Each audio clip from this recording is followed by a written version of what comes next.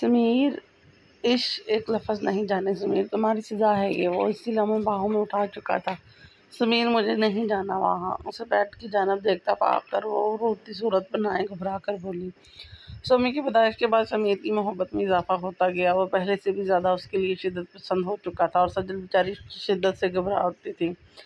वो बेड की बजाय सोफे की जानब बढ़ा और उसे यूं ही गोद में उठाया, सोफे पर उठाकर उसे अपनी गोद में बिठाया। शर्म से सजल की नज़रें झुकी हुई थी जब समीर ने पीछे टेक लगाई और सजल को खींच कर अब वो उसके सीने के साथ चिपक गई। वजह बताओ। वो उसको तंग करने के लिए उसकी थोड़ी को पकड़ कर चेहरा ऊंचा करते बोला, घबरा रही हो? सजल ने सर हिलाया, आंखें हुनूस झुकी हुई थी। घबराना भी चाहिए, कहते साथ ही वो उसके लबों पर झुका और दोनों हाथ उसकी कमर में डालकर रहा साफ फासला भी मिटा दिया। अभी कुछ ही लम्हे हुए थे कि जब उसके फ़ोन की महसूस रिंगटोन बजी। समीर ने उसके लबों को आज़ादी बख्शी और उसके गाल पे बोसा देके उठा, साथ उससे भी खड़ा किया। वो अपनी सांसें बहाल करती उसके सहारे खड़ी थी। जाने समीर वापस आकर यहीं से शुरू करेंगे। वो फिर से उसका गाल पर झुका और दांतों का हल्का सा दबाव बढ़ाया कि सज्जल की सिसकी निकली। समीर दिलकशी से मुस्कुराया और उसकी गर्दन पर लब रख कर वहाँ भी अपनी मोहब्बत का हल्का सा निशान देते हुए उसको अपनी लम्स के हिसार में छोड़कर जल्दी से गन उठाई और पीछे कमर में बेल्ट में लगाए निकला कि उसके फ़ोन पर फिर से वही बेल बजी थी। सजल ने कोई सवाल नहीं किया था। वो भी अभी तक उसके लम्स को महसूस करती सोफे पर उसकी जगह बैठी, क्योंकि वो समीर की ड्यूटी से अच्छी तरह वाकिफ थी। वजाहत साहब, बीजी, अहमद, बुरहान, जरीश और हसन लाउंज में बैठे थे। सबा बेगम को गुजरे 4 दिन हो चुके थे। वजाहत साहब और अहमद माहम को अपने घर ले आए थे। माहम की तबीयत नहीं संभल रही थी। जब से होश आया तो वो जैसे मिट्टी की मूर्त बन गई थी, ना कुछ खाती ना पीती। जरीश ने उसका बहुत ख्याल रखा था। वो माहम को देखकर हैरान हुई थी। जब वजाहत ने बताया कि जहाँ वो माहम को देखकर हैरान हुई, वहीं अहमद और एहसान भी हैरान थे उसे देखकर। फिर उनकी खैरत की इंतहा न रही जब बीजी को जरीश बीजी ने जरीश को बहू पुकारते सुना, जबकि बुरहान इन सब से ताल्लुक रहा। उन 4 दिनों में उसने जरीश से कोई बात तक न की थी। घर में उदासी छाई हुई थी कि सब माहम के हवाले से परेशान थे। इन दोनों को यूँ हैरान देखकर बीजी ने सारी बात बता दी कि किस तरह बुरहान का निकाह हुआ। अहमद तो सुनकर अच्छा खासा वेला मचाया कि उसके भाई की शादी उससे मख्फी रखी, पर वजाहत साहब की डांट से वो खामोश हुआ कि इन्हें खुद पता नहीं था। फिर बीजी की सारी बात बताने पर वो समझ गया कि वहीं हसन के दिल को एक धचका सा लगा। कहीं ना कहीं वो जरीश को पसंद करने लगा था, ख़ास तौर पे उनकी यूनिवर्सिटी में हुई आखिरी जंग के बाद। पर फिर अपने बड़े भाई बुरहान की बीवी और अपनी भाभी के रूप में देखकर लब बेंच गया। जो कुछ दिल में था वो सब उसने वहीं ख़त्म कर दिया। जो मुश्किल तो था पर नामुमकिन नहीं, क्योंकि कहीं ना कहीं उसकी ज़ात से एक और ज़िंदगी जुड़ चुकी थी जिसका इसके सिवा कोई ना था। हसन को माहम से मोहब्बत नहीं थी, वो दोनों अच्छे दोस्त थे। वहीं माहम को भी हसन से ऐसी कोई वाबस्तगी नहीं थी। बस पर सबा बेगम जाते हुए उनको मजबूत बंधन में बांध गई थी कि ना चाहते हुए भी हसन की सोचों की डोर माहम की तरफ उलझ गई। अहमद तो जरीश को भाभी के रूप में देखकर काफ़ी खुश था कि अब उसकी मौलानी को इस घर में आने से कोई परेशानी नहीं होगी, क्योंकि उसकी दोस्त उसकी भाभी हैं। वो अपने भाई के लिए बहुत खुश था कि इतनी प्यारी छोटी सी लड़की उसके भाई की बीवी थी। और बीजी वजाहत साहब भी जरीश को उसके घर में देखकर बहुत खुश थे। बीजी दुआएं देती नहीं थकती थी अपने घर में बहू को देखकर, जिसने आते ही सारा काम संभाल लिया था। अब नहीं इन्हें घर घर लगने लगा था, पर कहीं ना कहीं माहम के लिए परेशान थे। और ये परेशानी वक्ती थी जो वक़्त के बीतने से ख़त्म हो जानी थी। जरीश के घर वाले सब आए थे। जहाँ साहब ने फवाद को बताया तो सबको बहुत अफसोस हुआ माहम के लिए। शादी जिन हालात में हुई थी, ऐसे में ये मौका सब समझ सकते थे, पर जरीश के घर वाले मुतमईन थे। शादी के अगले दिन ही जवाद साहब को कॉल आई कि जाज़ब हॉस्पिटल में है। वो सब परेशानी के आलम में गए, हॉस्पिटल गए थे। जाज़ब को काफ़ी चोटें आई थी। जहेब के पूछने पर बताया कि उसकी एक्सीडेंट हुआ था और फिर कुछ लड़कों ने उसे हॉस्पिटल पहुँचाया था। उसकी हालत नकाहत ज़्यादा आवाज़ को देखकर सब ने इस बात पर यकीन कर लिया, पर यह एक्सीडेंट जानबूझकर करवाया था कि शादी भी ना करनी पड़े और सबकी नज़रों में अच्छा भी बन जाए। जाज़ब का ये प्लान उसकी माँ बहन के अलावा किसी को नहीं पता था। ऐसे में जवाद साहब ने बगैर लगी लिपटी जाज़ब को जरीश की शादी का बता दिया, जिसे सुनकर अंदर ही अंदर वो बहुत खुश हुआ था, पर चेहरे पर दुख के तासरात सजाए और थोड़ा गुस्सा हुआ था कि वो इसका इंतज़ार तो करते। पर फवाद साहब ने बताया कि यही सही लगा। जब वो उसको तलाश कर चुके तो लोग बातें बनाने लगे थे, जिसे सुनकर जाज़ब ने सर हिलाया और हाथ जोड़कर माजरत की थी। जिस रात सबा बेगम खालके की सजा मिली उसी रात अहमद और हसन सब कुछ वजाहत साहब के सुपुर्द किए। एक अहम काम पर गए थे, जाना ज़रूरी था। वजाहत साहब के पूछने पर बात गोलमोल कर गए। वो लोग उनकी डील तबाह करके वापस लौटे थे। मेचर और अंजलिना कहीं ना कहीं माहम के इंतज़ार में थे, पर वो उनको कहीं ना दिखी। वहीं अहमद ने मौके से फ़ायदा उठाकर पुलिस को कॉल कर दी कि समीर शाह ने आते ही पूरे क्लब को घेरे में ले लिया और अहमद और हसन अपना काम करके सबकी नज़रों से बच के निकल गए। पुलिस का सुनकर अंजलिना और मैचल सब कुछ वहीं छोड़े खुफिया रास्ते से फरार हो गए थे। सबा बेगम की तदफीन के बाद वजाहत साहब ने अहमद के माथे पर बंदी पट्टी की वजह पूछी और ये भी कि वो कब वापस आया, और बहुत से सवाल किए, पर अहमद ने बड़ी खूबसूरती से सारे सवालात के गलत जवाब दे डाले, जिससे वजाहत साहब ये अक्सर अनजान थे। बरहान और दरिश की शादी जिन हालात में हुई थी इन सब से अनजान थे। अब माहम की तबीयत संभलने का इंतज़ार कर रहे थे, फिर धूमधाम से वलीमा करना चाहते थे। माहम और अहमद हसन को देखकर दरिश ने ईमान का जिक्र किया था। ईमान भी सुन चुकी थी। वो जानती थी कि बरहान सर और बुरा बिला आपस में भाई हैं, पर यह बात उसके जहन से ही निकल गई थी कि माहम के लिए उससे भी काफ़ी दुख हुआ था। वो आना चाहती थी, पर अब अहमद की मौजूदगी का सुनकर पहलू बदल कर रह गई।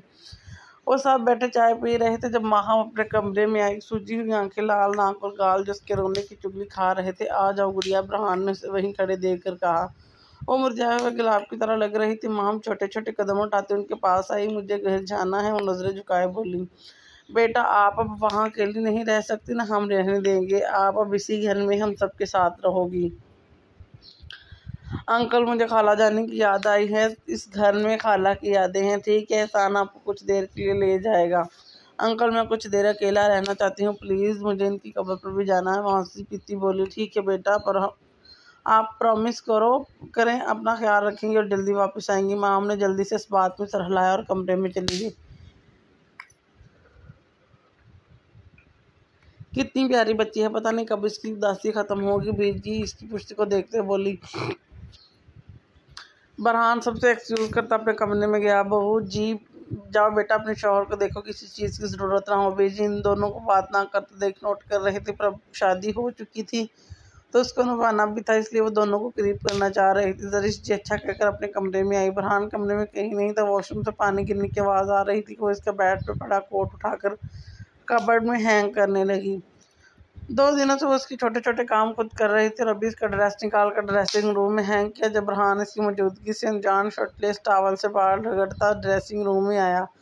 जरिश ने मुड़कर देखा। उसी लम्हे बरहान ने भी देखा तो दोनों की नज़रें मिली। जब जरिश की नज़रें उसके अफ्सिया सीने पर पड़ी जहाँ पानी के कतरे चमक रहे थे, वो बेसाख्ता जरिश का दिल लड़का और सटपटाकर जल्दी से निकलने लगी। तुम यहाँ क्या कर रही हो? उसके सटपटाने को नज़रअंदाज करते बोला। वो मैं क्या, तुम? अब वो टॉवल को गर्दन में डालकर इसके बिल्कुल सामने खड़ा था। उसके यूं खड़ा होने पर जरिश की हथेलियां पसीने से नम हो गई। 6 फुट से निकलता कद, चौड़े शाने लिए जिन पर पानी के कतरे से नम बाल, माथे पे बेतरतीब बिखरे थे, चेहरे पर संजीदा तासरत लिए काली आंखों को इस हल्की ब्राउन आंखों में गाढ़े सीने पर बाजू बांधे सफारा कर रहा था।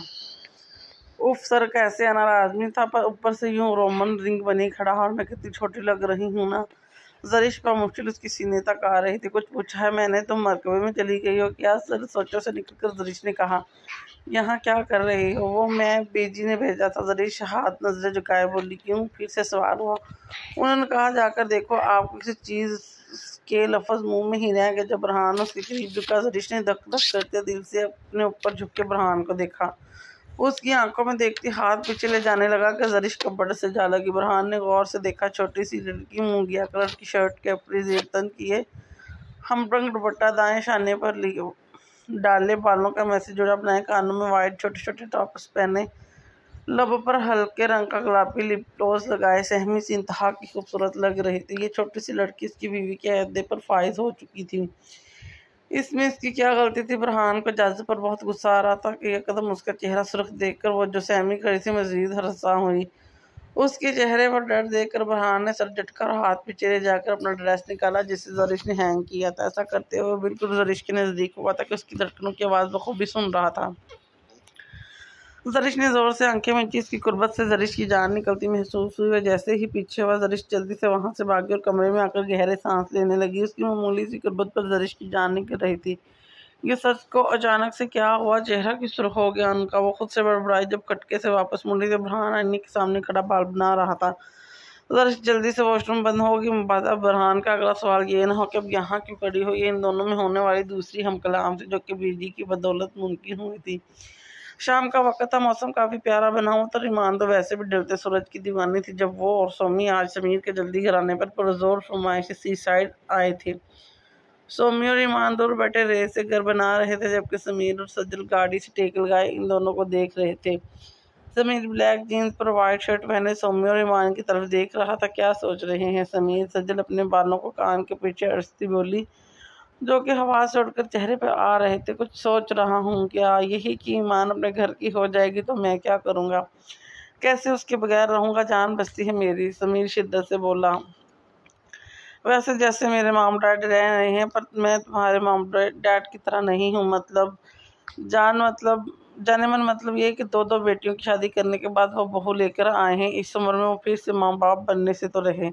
समीर ने शरारत से बोलकर लब दबाए तो ये कि हम फिर से बन सकते हैं। सज्जल ने घोरा, गुरु बत मुझे अब 4-5 बेटियां चाहिए ताकि जब ईमान की शादी करूं तो वो मेरे घर में रौनक लगाएं। वो उसकी कमर में हाथ डालकर अपने पास खींचते बोला। सज्जल की 4-5 के नाम से आंखें फैली। ये जब तुम यूं आंखें फैलाती हो तो दिल करता है खा जाऊं। समीर उसकी को गाड़ी से लगाया गर्दन पर लब रखते बोला, 4-5 समीर क्यों, जान कम है। सज्जल ने गोरा जब समीर दिलकशी से मुस्कुराया, लोग तो 25-30 कहते हैं, मैंने तो 4 और 5 की फरमाइश की है बस। वो उसके निचले होंठ को अंगूठे से रब करते बोला, मतलब 9। हाँ हाँ हाँ, समीर ने कहकर गाया, अब लग रही हो एसएसपी शमीर शाह की बीवी। समीर ने मुस्कुराकर उसकी गाल पर लब रखी। क्या कर रहे हैं, प्यार खमौर उलोदा सरगोशी की। पीछे हो कोई देखेगा तो क्या सोचेगा। सज्जल उसकी उंगलियां कमर पर रेंगती महसूस करके दूर होने लगी। कोई नहीं यहाँ सिवाय हमारे और समुंदर के।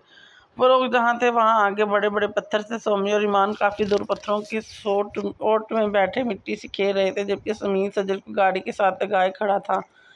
समीर, हम बाहिर हैं, उसको खुद पर झुकता देखकर बाबर करवाया। फिर समीर के सीने पर हाथ रखकर यहाँ वहाँ देखा तो दूर दूर तक कोई नजर न आया। जब समीर ने उसे गाड़ी से लगाया और उसके लबों पर झुक गया, सज्जल ने उसकी शर्ट जो मुट्ठियों में जकड़ा हुआ था, जब समीर ने अपना वजन उस पर डाल दिया, सज्जल की आंखें फैल गई। उसके बाजू अपनी गर्दन में डाल चुका था और अनहमाग से इर्द गिर्द से बगाना उसके लबों पर गिरफ्त सख्त कतर कर चुका था। उसकी शिद्दत पर सज्जल की आंखों से आंसू जारी हो गए पर वो तो जैसे पीछे हटना ही भूल गया था। सज्जल ने ढाल से उसके हसार में खड़ी थी। वो उसकी मसम्मत की तमाम राहें मसलूट कर खड़ा था।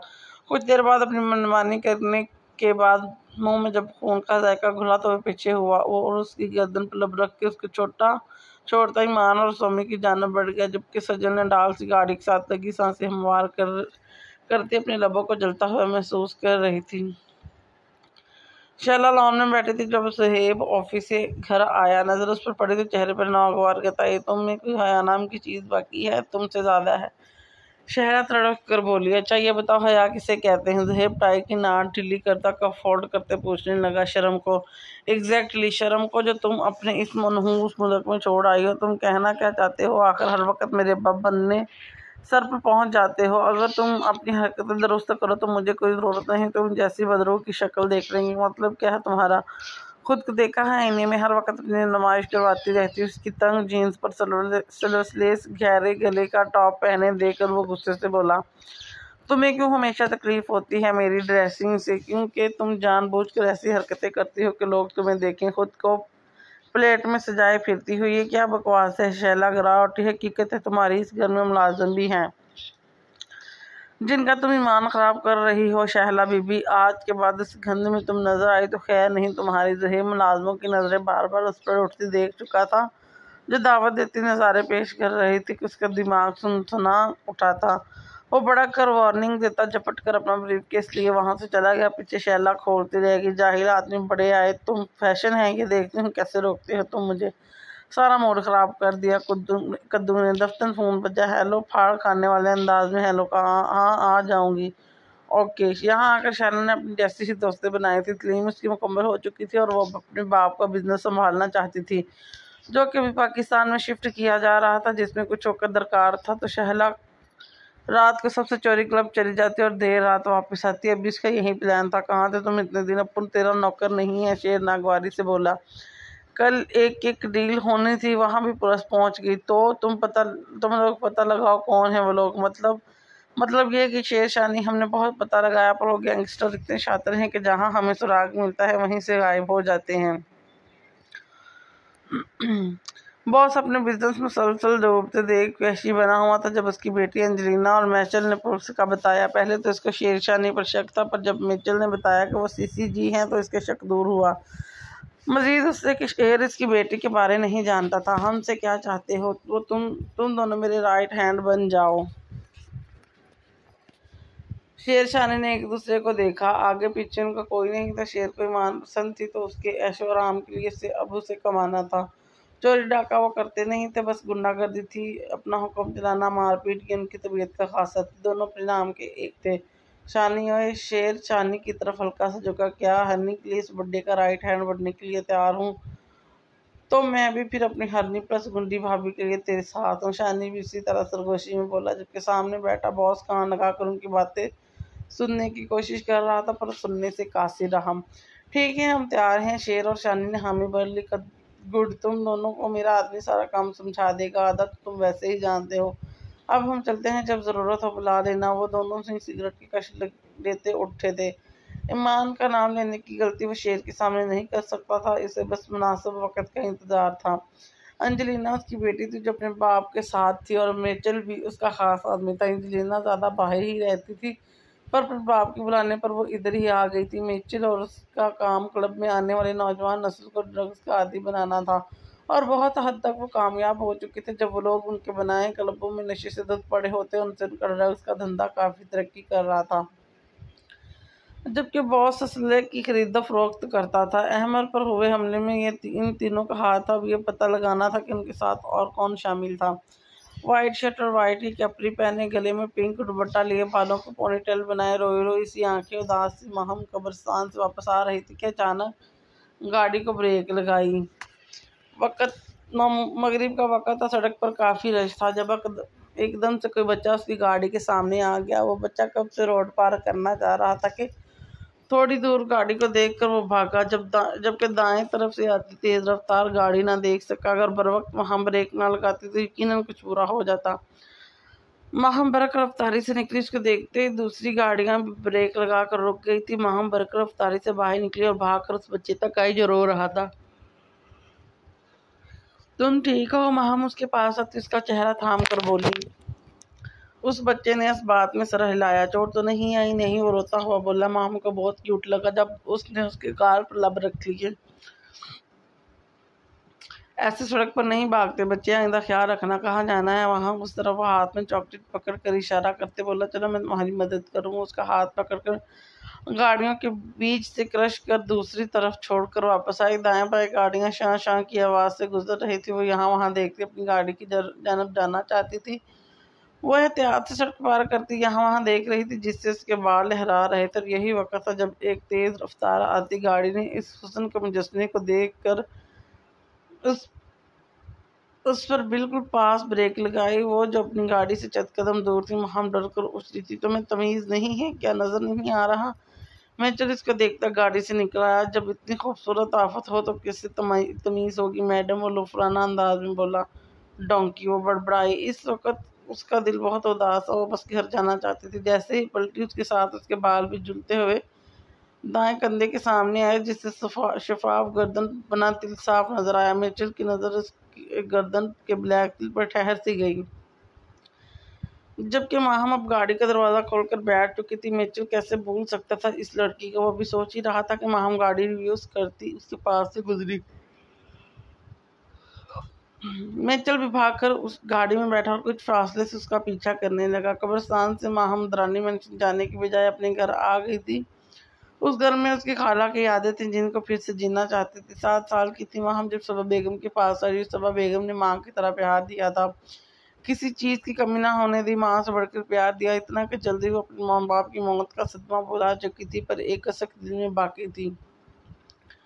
वो सबा बेगम के कमरे में गई। आंसू तवातर गालों को भिगो रहे थे। उसने वार्डरोब खोली और सबा बेगम को इस तरीके से हैंग किया, एक ड्रेस निकाला और खुद में बेटी हिचकियों से रोने लगी।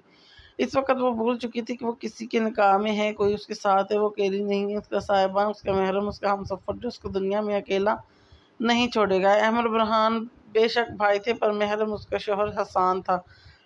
सबा बेगम के गम में उसके जहन में एक बार भी नहीं आया कि उसका निकाह हो चुका है, या शायद तब वो सदमे में थी, या फिर उन पर दोनों सूरतों में वो ये बात बुलाए बैठी थी। वो इस ड्रेस को वापस रखकर बेड पर आई और शाही टेबल से सबा बेगम की तस्वीर उठाकर चूमती सीने से लगा गई।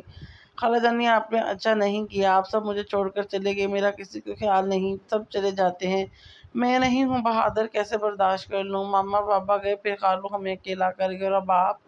वो सिसकियाँ लेती वजूद की सांस सिमट कर लेट गई। माँ अपने माँ बाप की इकलौती बेटी थी। इसका बाप समद साहब वकील थे और महम की वालदा हाउसवाइफ थी। छोटी सी फैमिली थी, सब कुछ उनका माहम थी, उनकी दुनिया, उनका सुकून माहम में था। सब हैप्पी खुशी जिंदगी बसर कर रहे थे कि फिर उनकी जिंदगी में अचानक से तूफान आया जो सब बहा ले गया। माहम स्कूल थी, घर उसकी वालदा थी। जब जालिम आया और पहले बेदर्दी से उनको मारा, फिर समद साहब को वो ऑफिस से घर आए थे कुछ जरूरी कागजात लेने पर। जैसे ही वो घर आए क़यामत आई हुई थी। जालिमों ने उसकी सीने पर भी गोलियां उतार दी और नतीजा जो फायर समझ सब लेने आए थे, वो जो केस वो खुद ओपन करवा रहे थे और खुद लड़ने वाले थे उस केस में, कि उनके एक्शन लेने से पहले ही बॉस और उसके आदमी पहुंच गए और उनको बेदर्दी से मारकर उनके वो कागजात जो सबूत थे वहीं जला डाले थे और कहका लगाते हुए वहां से निकल गए।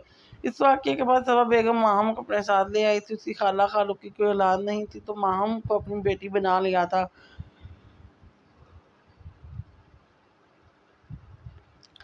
माहम सारा सारा दिन उदास रहती, अपने मम्मा पापा जो को याद करके रोती थी। वो बहुत छोटी थी। सबा बेगम के शौहर ने सबा को बताने से मना किया था कि उसकी मौत कैसे हुई। वक्त का काम है गुजरना और गुजर जाना, और वो बीत गया। माहम 18 साल की हुई जब उसके खालू जो कि आर्मी में थे, उन्होंने सारी सच्चाई माहम को बता डाली, जिसे सुनकर माहम एक बार फिर टूटी थी। पर फिर बदले की आग उसके दिल में भड़क उठी। उसने अपने खालू से कहा कि वो आर्मी में जाना चाहती है, जिस पर वो मान गए। पर सबा बेगम काफी दिन खफा रही थी कि उनकी एक ही बच्ची है, वो उसको आंखों के सामने देखना चाहती है। फिर माहम के पुरजोर जिद पर वो मान गई। उसके खालू ने बॉस के मुतालिक काफी इंफॉर्मेशन दी थी और ये भी कि वो काफी ताकतवर बन चुका है। उसे पकड़ना आसान नहीं, पर माहम डरने वाली नहीं थी। वो उसकी बॉस की आंखें नोच देना चाहती थी, वो हाथ काट देना चाहती थी कि ऐसे सोचते हुए वो इंतहा की सफाक लगती थी। इसके खालू ने माहम को आर्मी ज्वाइन करवा दी। वहाँ उसकी मुलाकात अहमद और हसान से थी, तब उनकी काफी अच्छी दोस्ती हो गई। माहम छुट्टी पर घर आई थी जब उसके खालू किसी ऑपरेशन के दौरान शहीद हो गए। वो और उसकी खाला तनहा रह गई। माहम सीक्रेट एजेंट तो बन गई थी, पर साथ उसने एडमिशन भी ले लिया था। अहमद हसान भी पेश पेश थे। वो दोनों सबा बेगम से मिलने आते थे। माहम सीक्रेट एजेंट थी, पर वो दोनों SSG कमांडोज थे। सबा बेगम अहमद को देखकर हैरान हुई थी, वो तो उनकी दोस्त का बेटा था। अहमद ने उनको वजाहत साहब या बुरहान को बताने से मना किया था, इसलिए ये राज सिर्फ चंद गिने चुने लोग ही जानते थे। और अब सबा बेगम भी छोड़कर चली गई। वो शुरू से एहसान को माहम के लिए पसंद करती थी। उसकी शौक तो बेहद हंसी मजाक की वो दीवानी थी। अहमद तो बहुत कम आता था, पर एहसान अक्सर आता जाता रहता, और जब एहसान आता तो सबा बेगम की सारी तवज्जो उसी पर हो जाती, जिसकी बना पर हसान और माहम की जबरदस्त किस्म की लड़ाई होती थी। कोई नहीं कह सकता था कि वो SSG हैं। उनकी लड़ाई इतनी होती कि वो एक दूसरे के बाल नोचने के दर पर आ जाते। फिर सबा बेगम की डांट डपट पर अपने दुश्मन को खैराबाद कहकर फिर से वापस दोस्त बन जाते कि लड़ाई फिर भी जारी रहती। खाला मुझसे ज़्यादा प्यार करती, खाला मुझसे ज़्यादा प्यार करती। वो माहम को इतना जिच करता कि वो कभी कभी तो उसको घर से धक्के दे कर निकाल देते और फिर एक लंबा लेक्चर तैयार होता है। हसान को सबा बेगम अपनी माँ की तरह अजीज थी, इसलिए तो उनके कहने पर वो माहम से निकाह कर चुका था। माहम रोती आंखें और मुस्कुराते लबों से सोच रही थी कि वो दिन कितने अच्छे से रात हो चुकी थी, और माहम तनहा बेड पर लेटी गुजरे दिन याद कर रही थी। जब एक खटका से महसूस हुआ, पर वो सर झटक कर सर तकिए में छुपा गई। नकाबपोश आदमी हाथ में पिस्टल लिए चिकना होकर चारों तरफ नजर डरा रहा था। हर घर पर घर बिल्कुल खाली था। वो बिना आहट पैदा किए एक एक कमरा देख रहा था। घर इतना बड़ा ना था, छोटा सा स्टाइलिश घर था। 3 कमरे नीचे थे और 2 ऊपर थे। एक किचन नाम ड्राइंग रूम था। पूरा घर देखने के बाद किसी को मौजूद ना पाकर इस कमरे के सामने खड़ा हुआ। उस कमरे की लाइट जल रही थी और अंदर से सिस्कियों की आवाज़ आ रही थी। से पता था अंदर मौजूद वजूद कौन है। वो बाहर खड़ी गाड़ी देख चुका था और जितनी देर घर से दूर नजरें उसके घर पर टकाए रात होने का इंतजार कर रहा था। मिर्चे ने ठाक के आवाज से दरवाजा खिला। कहाँ कहाँ नहीं ढूंढा बेबी को। नकाबपोश आदमी मकरू कहका लगाते हंसा। माम की बेसाख्ता चीख निकली और तकिए में चेहरा छुपाए रो रही थी। अचानक भारी बोतल की आवाज और धार पर वो उछल पड़ी। कौन हो तुम? अंदर कैसे आए? उस आदमी की गिराहट और कहके पर माहम डर के उठ बैठी। मैं कौन हूँ तुम पता लगाओ और अंदर कैसे आए? ये तुम्हारी खूबसूरती का कमाल है। मैं चलो आंखों में शैतानियत लिए माहम की सरापे पर गहरी नजर टिकाए बोला। उसने लिपट कर बैठ के शेयर टॉवल से अपनी गन उठाना चाही ही थी कि मिचेल इसकी कोशिश नाकाम बनाते एक ही जुस्ती पे उस तक पहुंचा और गन खींच कर दूर फेंक कर एक जोरदार थप्पड़ माहम के चेहरे पर मारा था। यू बिच, तुम तो आज मैं ऐसा नोचूंगा कि खुद से नफरत करने लगोगी। उसने माहम को बेड पर धक्का दिया था। उसे अपने इर्द गिर्द खतरे की घंटियां महसूस हुई जो वार करती कि मिचेल अपनी पिस्टल को इसके माथे के दरमियान रख चुका था। वो जैसे ही झुका माहम ने एक जोरदार मुक्का उसके पेट में मारा। उसका करा उठा। उसकी कराहने पर माहम ने उसके अब की बार अपनी टांग उठाकर इसकी टांगों पर मारी कि वह जमीन पर गिर पड़ा। जब माहम ने उस पर मुक्कों ठुड्डों की बरसात कर दी। गाली रुक उसको रुकते ना देख कर मेचल ने पांव पकड़कर अपने से कुछ फासले पर गिराया और फिरती से उठकर पिस्टल उस पर तान दी। माहम कमर के बल फर्श पे गिरी के जोरदार चीख उसके मुंह से निकली थी। माहम उसे इतना मार चुकी थी उसके नाक मुंह से खून निकल रहा था और नकाब भी हट चुका था। वो देखकर डर रह गया कि ये वही आदमी था जो रोड पर उसके सामने आया था। बकवास कर कुत्ते, कौन है तू? माहम बिना डरे दहाड़ी थी। चुनटी की तरह हो तो मचल के रख दूंगा तुझे बेबी। मैं तेरा दुश्मन हूँ और से तेरा चाहने वाला। रखेल बनेगी मेरी। वो अपने भारी बोट में मुकीद पाऊँ उसके नाजुक हाथ पर रखकर दबाव बढ़ाते बोला कि माहम की चीख निकल गई। मिचेल ने इसका हाथ कुचलकर उसके बालों से खड़ा किया। दर्द से माहम की आंखें भीग गई थी। खींचा तानी में इसके बाल भी बिखर चुके थे और दुपट्टा भी बस गिरने वाला था। हाथ इस कदर कुचला गया था कि कोई हरकत भी नहीं दे पा रही थी। साली हाथ उठाएगी मुझ पे? इतनी हिम्मत तुझमें? मजा चख। कहते साथ ही मेचल ने उसके चेहरे पर दाएं बाएं थप्पड़ मारना शुरू कर दिए। माहम के दिमाग की रगें हिल गई और होंठ का किनारा फटकर खून थोड़ी तक लंबी लकीर की तरह निकल आया। तो पहली नजर में ही मुझे खतरनाक और दिल पसंद लगी थी। अब तो दिल बहलाएगी मेरा। पहले तो मैं तुझे ऐसे सीधा करूंगा कि अगली बार मेचल नाम से भी काम जाएगी। मेचल उसके लड़खड़ाते वजूद से दुपट्टा खींच कर जमीन पर फेंकता उसकी तरफ बढ़ा। मालूम सुन दिमाग से खड़ी थी। अपने इर्द गिर्द खतरे की घंटियां बजती महसूस हुई। इसने यहाँ वहाँ नजरें दौड़ाई तो उसे आवाज नजर आया। लम्बे में वो आवाज उठाकर उस पर दे मारा कि मिचेल ने बचने के लिए सर साइड पर किया लेकिन वो शीशे का आवाज उसके कंधे पर लगा। माहम उसको चीखता देखकर दुपट्टा जमीन से उठाकर हाथ में लपेट कर भागी। हड़बड़ी में वो चाबियां उठाना तो भूल ही गई थी। इस वक्त वो उसका मुकाबला नहीं कर पा रही थी। मुकाबले के इरादे बहुत खतरनाक लग रहे थे। हाथ में, कमर में और सर में शदीद दर्द उठ रहा था। ऐसा लग रहा था कि बाल जड़ से उखड़ गए हों। चेहरा सूज चुका था। वो तेजी से बाहर निकली पर मेन दरवाजे से निकलने से पहले ही मिचेल ने उसको पकड़ लिया और अपनी तरफ खींचा। आज छोड़ो मुझे वरना मेरे दोस्त तेरी बोटी बोटी कर देंगे। कमीने हसान और अहमर का हवाला देती बोली। माहम बफरा कर फिर से उस पर वार करती कि मिचेल ने वो हाथ पकड़ कर मुड़ा के तकलीफ से माहम सनसना उठी। जब मिचेल ने सीधे दुपट्टे से उसके हाथ बांधे, माहम ने पाँव मारना चाहा पर शदीद दर्द में और मुसलसल चकराते सर से वो अपना बचाव नहीं कर पा रही थी। पिछले 4 दिनों से वो बस एक वक्त का खाना जहन मार कर रही थी। अब उसे कमजोरी महसूस हो रही थी। मिचेल इसको घसीट कर वापस उसी कमरे में लाया। वो आया तो माहम से पूछने तक कि वो कौन है। वो उससे सारी तफसील लेना चाहता था पर उस घर में माहम को अकेला पाकर और इसके हुस्न को देखकर वो पागल सा हो गया था। वैसे दरिंदा बनकर उसे नोच लेना चाहता था। माहम को इस पूरे घर में तनहा देखकर उसका ईमान बेईमान हुआ था। उसका इरादा माहम को साथ लेके जाने का बना था। उसके रोने से उसे ख्याल आया कि वो घर में अकेली रहती है। एक शातिर मुस्कुराहट उसके लबों पर छाई थी। वो अंग्रेजी लबो लहजे वाला मेचल माहम को कैद करके अपने साथ ले जाने वाला था पर पहले नो अपनी पूरी हवस पूरी करने के इरादे से उसे घसीट कर उसी कमरे में ले आया और बेड पर फेंक कर कमरे का दरवाजा बंद किया। माहम की आंखें पहले उसके इरादे जानकर उसका दिल खौफ से तेजी से धड़कने लगा। उसने एक बेबस नजर कमरे के बंद दरवाजे पर डाली। छोड़ो मुझे कमीने इंसान, खबरदार अगर मेरे करीब आए। तो चकराते सर के साथ मुश्किल खुद को गिरने से बचाकर उठ खड़ी हुई। जब मेचल एक बार फिर से उठा, हाथ उसकी बच्ची कुछ हिम्मत भी खींच ली। वो लहरा कर बेड पर गिरी, होशो खरत से बेगाना हो गई। मेचल आंखों में शैतानियत और मकरू मुस्कुराहट लिए उसको देखता झुका। उफ बेबी, बहुत डिस्टर्ब किया तुमने, अब मेरी बारी। कहते साथ ही उसके वजूद को झटके से सीधा करता अपनी गंदी नजरों से देख रहा था। जब भी उसने हाथ बढ़ाकर उसके गाल को छुआ और मजीद फैलता इंच भर के फासले पर अपना चेहरा उसके चेहरे के करीब किया। इससे पहले कि वो झुकता कोई धाड़ से दरवाज़ा खोले अंदर आया। नकाबपोश आदमी को माहम पर झुका देकर हसन की रगत तन गई और आंखों में खून उतर आया। हसन को देखकर मिचेल जल्दी से दूर हुआ। कौन हो तुम? हसन ने पिस्टल निकाली जो हर वक्त उसके और अहमद के पास होती थी। ओ तो तुम हो गैंगस्टर। मिचेल उसकी जानब देखकर फतह मंदी से बोला, पर हसन का चेहरा देखने से महरूम रहा। उसकी बात पर हसन को गड़बड़ का एहसास हुआ तो कोई इन तक पहुंच गए थे, पर सच शुक्र कि जब आया था तो उसने अंदर से आवाज़ें सुनी थी। इसने फौरन अपना चेहरा छुपाया।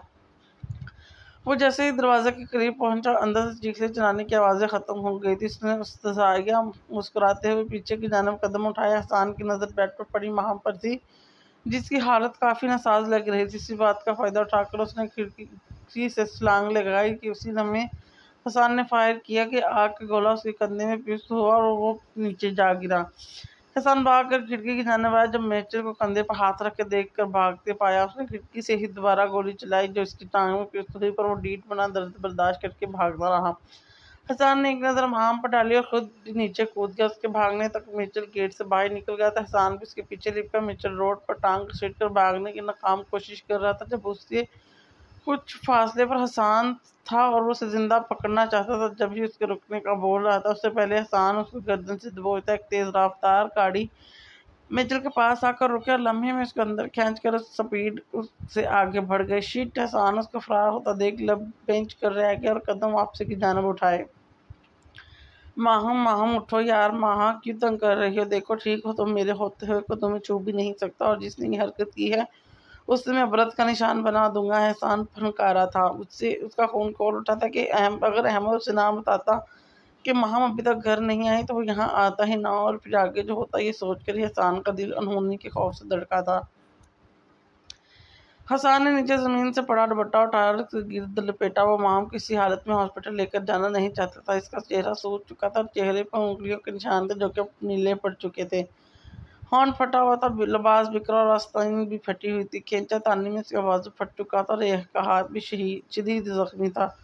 उसकी हालत देखकर हसन तड़प उठा। वो उसकी दोस्त थी, अब तो उसकी शरीके हाथ थी, और उसकी की हालत हसन को तड़पा गई थी। माँ उठो यार। वो बेड पर बैठकर उसे कमर से पकड़ के खुद में बेंच कर बोला, ये सच है कि उसे माँ हमसे कोई मोहब्बत नहीं थी। वो उसको दोस्त तो मानता था, पर इस वक्त वो कोई जुनूनी लग रहा था। अगर वो मेचल उसको ले जाता या कुछ हो जाता तो क्या मुंह दिखाता? सबा बेगम तो अपनी बेटी उसको सौंप कर गई थी, बीवी थी वो इसकी, उसका ख्याल रखना उस पर फर्ज हो चुका था। बीवी लफ्ज पर ही इंसान का दिल धड़का बेसाख्ता। उसने लब इसके बालों पर रखे हुए एहतियात से उसे अपनी बाहों में उठाकर उसके कमरे में ले आया। हसन ने उसको बेड पर लटाया। जब उसकी शर्ट माहम ने मुट्ठियों में पकड़कर झटका दिया। वो उसे खुद से दूर रहने से बाज रख रही थी। माहम शायद उसे मेचल समझ रही थी। रिलैक्स माह, मैं हूँ। वो उसको पुरस्कून करने लगा। माहम नीम वो आँखें खोलकर समझने की कोशिश कर रही थी, पर ज़्यादा देर देख ना सकी। बस हसन की धंधली सी शक्ल नजर आई कि वो पुरस्कून होती फिर से बेहोश हो चुकी थी। हसन उसको एक नज़र देकर उसके कमरे से फर्स्ट एड बॉक्स ढूंढा और फिर जल्दी से उसके पास बैठकर उसके केस जख्म साफ करके दवाई लगाई। अब मसला उसके कपड़ों का था कि माहम को जब होश आएगा तो पता नहीं क्या सोचेगी। अभी तो बेहोशी में थी, फिर अपनी हालत देखकर पता नहीं कैसा रिएक्ट करे। हसन ने लब दांतों में दबाए और फिर कुछ सोच कर उसके वार्डरोब की जाना बढ़ा। उसका ड्रेस निकाल कर वापस आया। माहम चंदा, जिसे हसन ने पुचकारते हुए होश में दिलाना चाहा। हे मीना, जवाब दो यार। माँ अपने कानों में मनोसी आवाज़ से उसने आंखें खोली तो हसन को खुद पर झुक के पाया। बार बार कमजोरी और नकाहा से वो होश हो रही थी, पर मजबूत असाब की मालिक थी। काफ़ी ट्रेनिंग हुई थी कि बेहोशी में भी अपने हवास बहाल रखने से आता था। उठो मीना, क्यों परेशान कर रही हो यार? हसन मंजूरी गुस्से से आंखें दिखाता बोला। माहम के लबों पर बोली भटकी मुस्कुराहट बिखर गई। मुस्कुरा लो, गिन गिन के बदले लूंगा तुमसे, भूतनी कहीं किसान। और तक तरह हाथ चा कर बोला। माहम ने नाक चढ़ाई। उठो। माहम ने देखा हसन को पास देकर कुछ उसे ढास मिली थी कि वो खुद का हल्का फुल्का महसूस कर रही थी। ये लो चेंज कर लो। माहम ने ट्रिक की कोशिश की, पर बेकार नचार। हसन ने इसे गोद में उठाया। माहम छटपटाई। वो उतरने की कोशिश में हाथ पांव चलाने लगी। क्या कर रही हो? अगर अब हाथ पांव चलाए ना तो इधर ही फेंक दूंगा। माहम सूखे होंठों पर जुबान फेर के उसे घूरती रह गई। हसन ने उसे ड्रेसिंग के सामने उतारा और ड्रेस देकर चेंज करने का कहा। वो चेंज करके आई तो वैसे ही गोद में उठाकर बेड पर लाया। उसे उठाकर किचन में गया, पर वहाँ खाने को ऐसा कुछ नहीं था कि माहम को दे सके। 4 दिनों से घर बंद पड़ा था। मुलाजमा को छुट्टी दे दी थी, इसीलिए हसान ने कॉल करके कुछ ऑर्डर किया और वापस उसके पास आया जो आंखें मूंदे लेटी थी। हसान बेड पर कुछ फासले पर बैठ गया और उसकी हालत देखकर एक फैसला किया जिससे अहमद को आगे आगाह करना था। ईमान छत पर खड़ी ठंडी हवा को अपने अंदर उतार रही थी। सोचों का रुख अहमद की जानब था, जिसने सख्ती से मना किया था बाहर जाने से। ईमान को उस पर सख्त गुस्सा आ रहा था। इतने दिन हो गए यूं ही नहीं गई, जरिश की तो शादी हो गई, तो उससे छुट्टी किए 2 हफ्ते गुजर चुके थे। पता नहीं क्या समझता है खुद को, नाम का अंग्रेज नहीं, हरकतें भी वैसी ही हैं, शक्ल भी अंग्रेजों वाली है। उफ, ऐसे देखता है जैसे अभी खा जाएगा। बुरा बिल्ला मुझ पर रोब डालता है, मैं क्यों डर रही हूँ, इससे सुबह जाऊंगी यूं, इसकी वजह से अपना मुस्तकबिल नहीं खराब कर सकती, पागल आदमी। वो रेलिंग पे हाथ रख के स्याह आसमान में चमकते चांद को देखकर बोल रही थी, जैसे चांद से अहमद की शिकायत लगा रही हो। रेड कलर में वो रेड ही शिफॉन का दुपट्टा लेके बालों का मिस्सी जोड़ा बनाए दमकती रंगत के साथ चांद को तक रही थी। जब पीछे से किसी ने उसे अपने सहारे में लिया और अपने दोनों बाजू उसकी गिर्द लपेट कर सीना पुश्त सीने से लगाए उसकी शाने पर लब रखे, ईमान हड़बड़ा के पलटने लगी, पर अहमद ने कोशिश नाकाम बना दी। वो जो किसी के हज़ार में खुद को पाकर मचल उठी थी, महसूस खुशबू नाक की नथियों से टकराई तो पुरसुकून हुई। काफ़ी शिकायत जमा कर रखी है मेरी काली बिल्ली ने, अहमद सरगोशी में गंभीर आवाज़ में बोला और साथ ही उसकी कान के लो को लबों से छुआ। ईमान धड़कते दिल के साथ उसके हसान में खड़ी अपनी धड़कन को तेज होता महसूस कर रही थी। नहीं तो ऐसा तो अभी क्या कह रही, अच्छा तो अभी क्या कह रही थी कि शक्ल से अंग्रेज हूँ, देखता है ऐसे हूँ कि खा जाऊंगा, रोब झाड़ता हूँ और पागल आदमी भी हूँ। और अब मेरी मौलाना साईं क्यों डर रही है अपने मिजाजी खुदा से, ऐसा क्या। अहमद उसको मजीद खुद में बेचे लब उसके कान पे रखे सरगोशी में बाज प्रस्त करता उसकी जान लेने पे तुला था, जबकि उसकी कुर्बत पर ईमान सुर्ख होते अपने गिर्द लिपटे उसके हाथ हटाने की कोशिश में लगी थी। जवाब दो मनानी, और ये गुस्ताखी करके अपने सर मुसीबत लोगी। वो उसकी मजम्मत पर वार करता बोला। ईमान सांस रोक के जब अहमद ने उसके हाथ में अपने हाथ की उंगलियां फंसाई। मैंने कब कहा, अभी कोई बड़े अनमहाक से मुझे में बुराइयां निकाल रही थी। कौन? अहमद ने खामोशी से उसके सर को देखा और बाल जुड़े से आजाद करवाकर उसमें चेहरा छुपाया। ईमान को की इसकी कुर्बत पर जान निकली जा रही तो वो बेहिस बना उसे मजीद खुद में बेचे जा रहा था, जैसे वो ईमान को खुद में जज्ब कर लेना चाहता हो। उससे खबर भी ना हो जब ईमान उसके दिलो दिमाग पे सवार हो चुकी थी। वो जो कल तक महज बदला लेने के दर पे था, सब भूल गया था। उसके मुताबिक उस पर मुलानी ने को दम किया था या वो जादूगरनी थी जो उसको अपने शहर में जकड़ चुकी थी। अगर वो उसके शहर में झगड़ा गया था तो वो उसको खुद में जगड़ लेना चाहता था, आखिर बदला तो लेना था, वो भी अहमद दरानी था।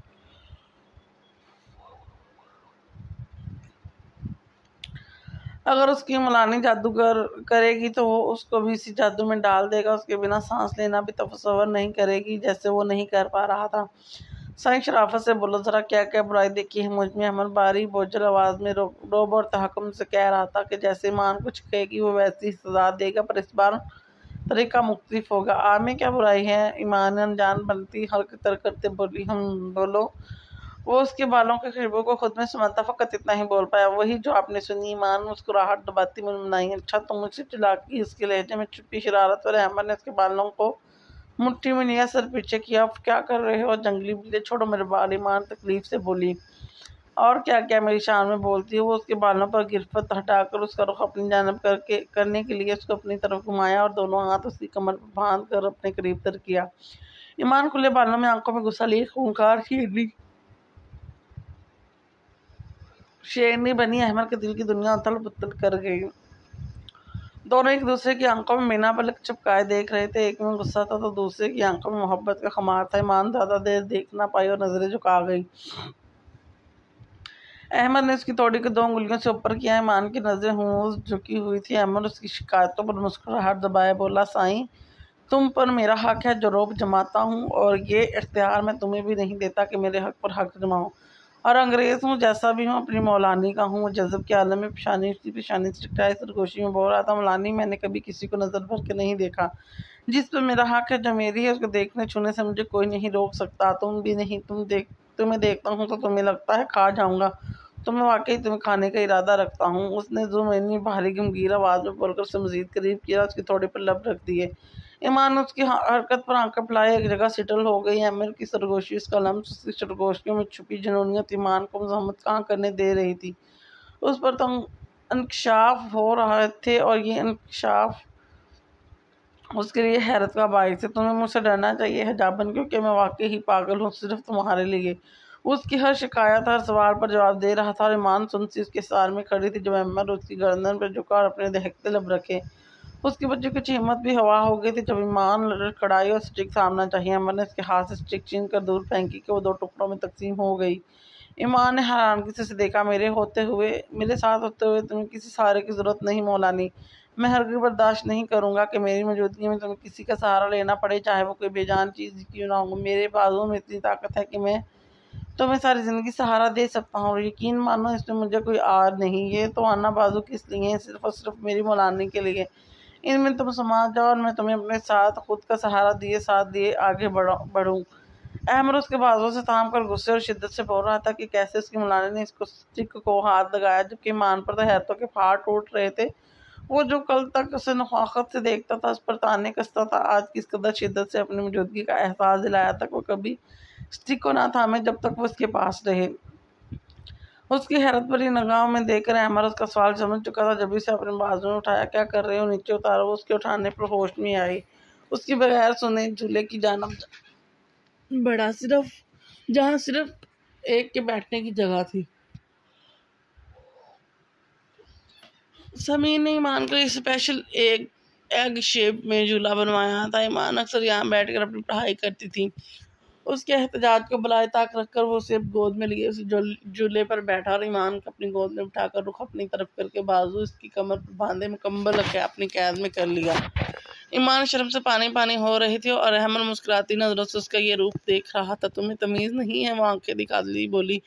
बहुत है, पर तुम्हारे मामले में तमीज़ का क्या काम है? अहमद ने उसकी नाक पर दांतों से दबाव बढ़ाया। ईमान की दर्द से सिसकी निकली। लाल नाक लर्जते पंखड़ियों से लब कपकपाता सरापा खुले बाल और तमाम हंसते सम्मानियों के साथ अहमद की गोद में बैठी उसके जज्बात भड़का रही थी।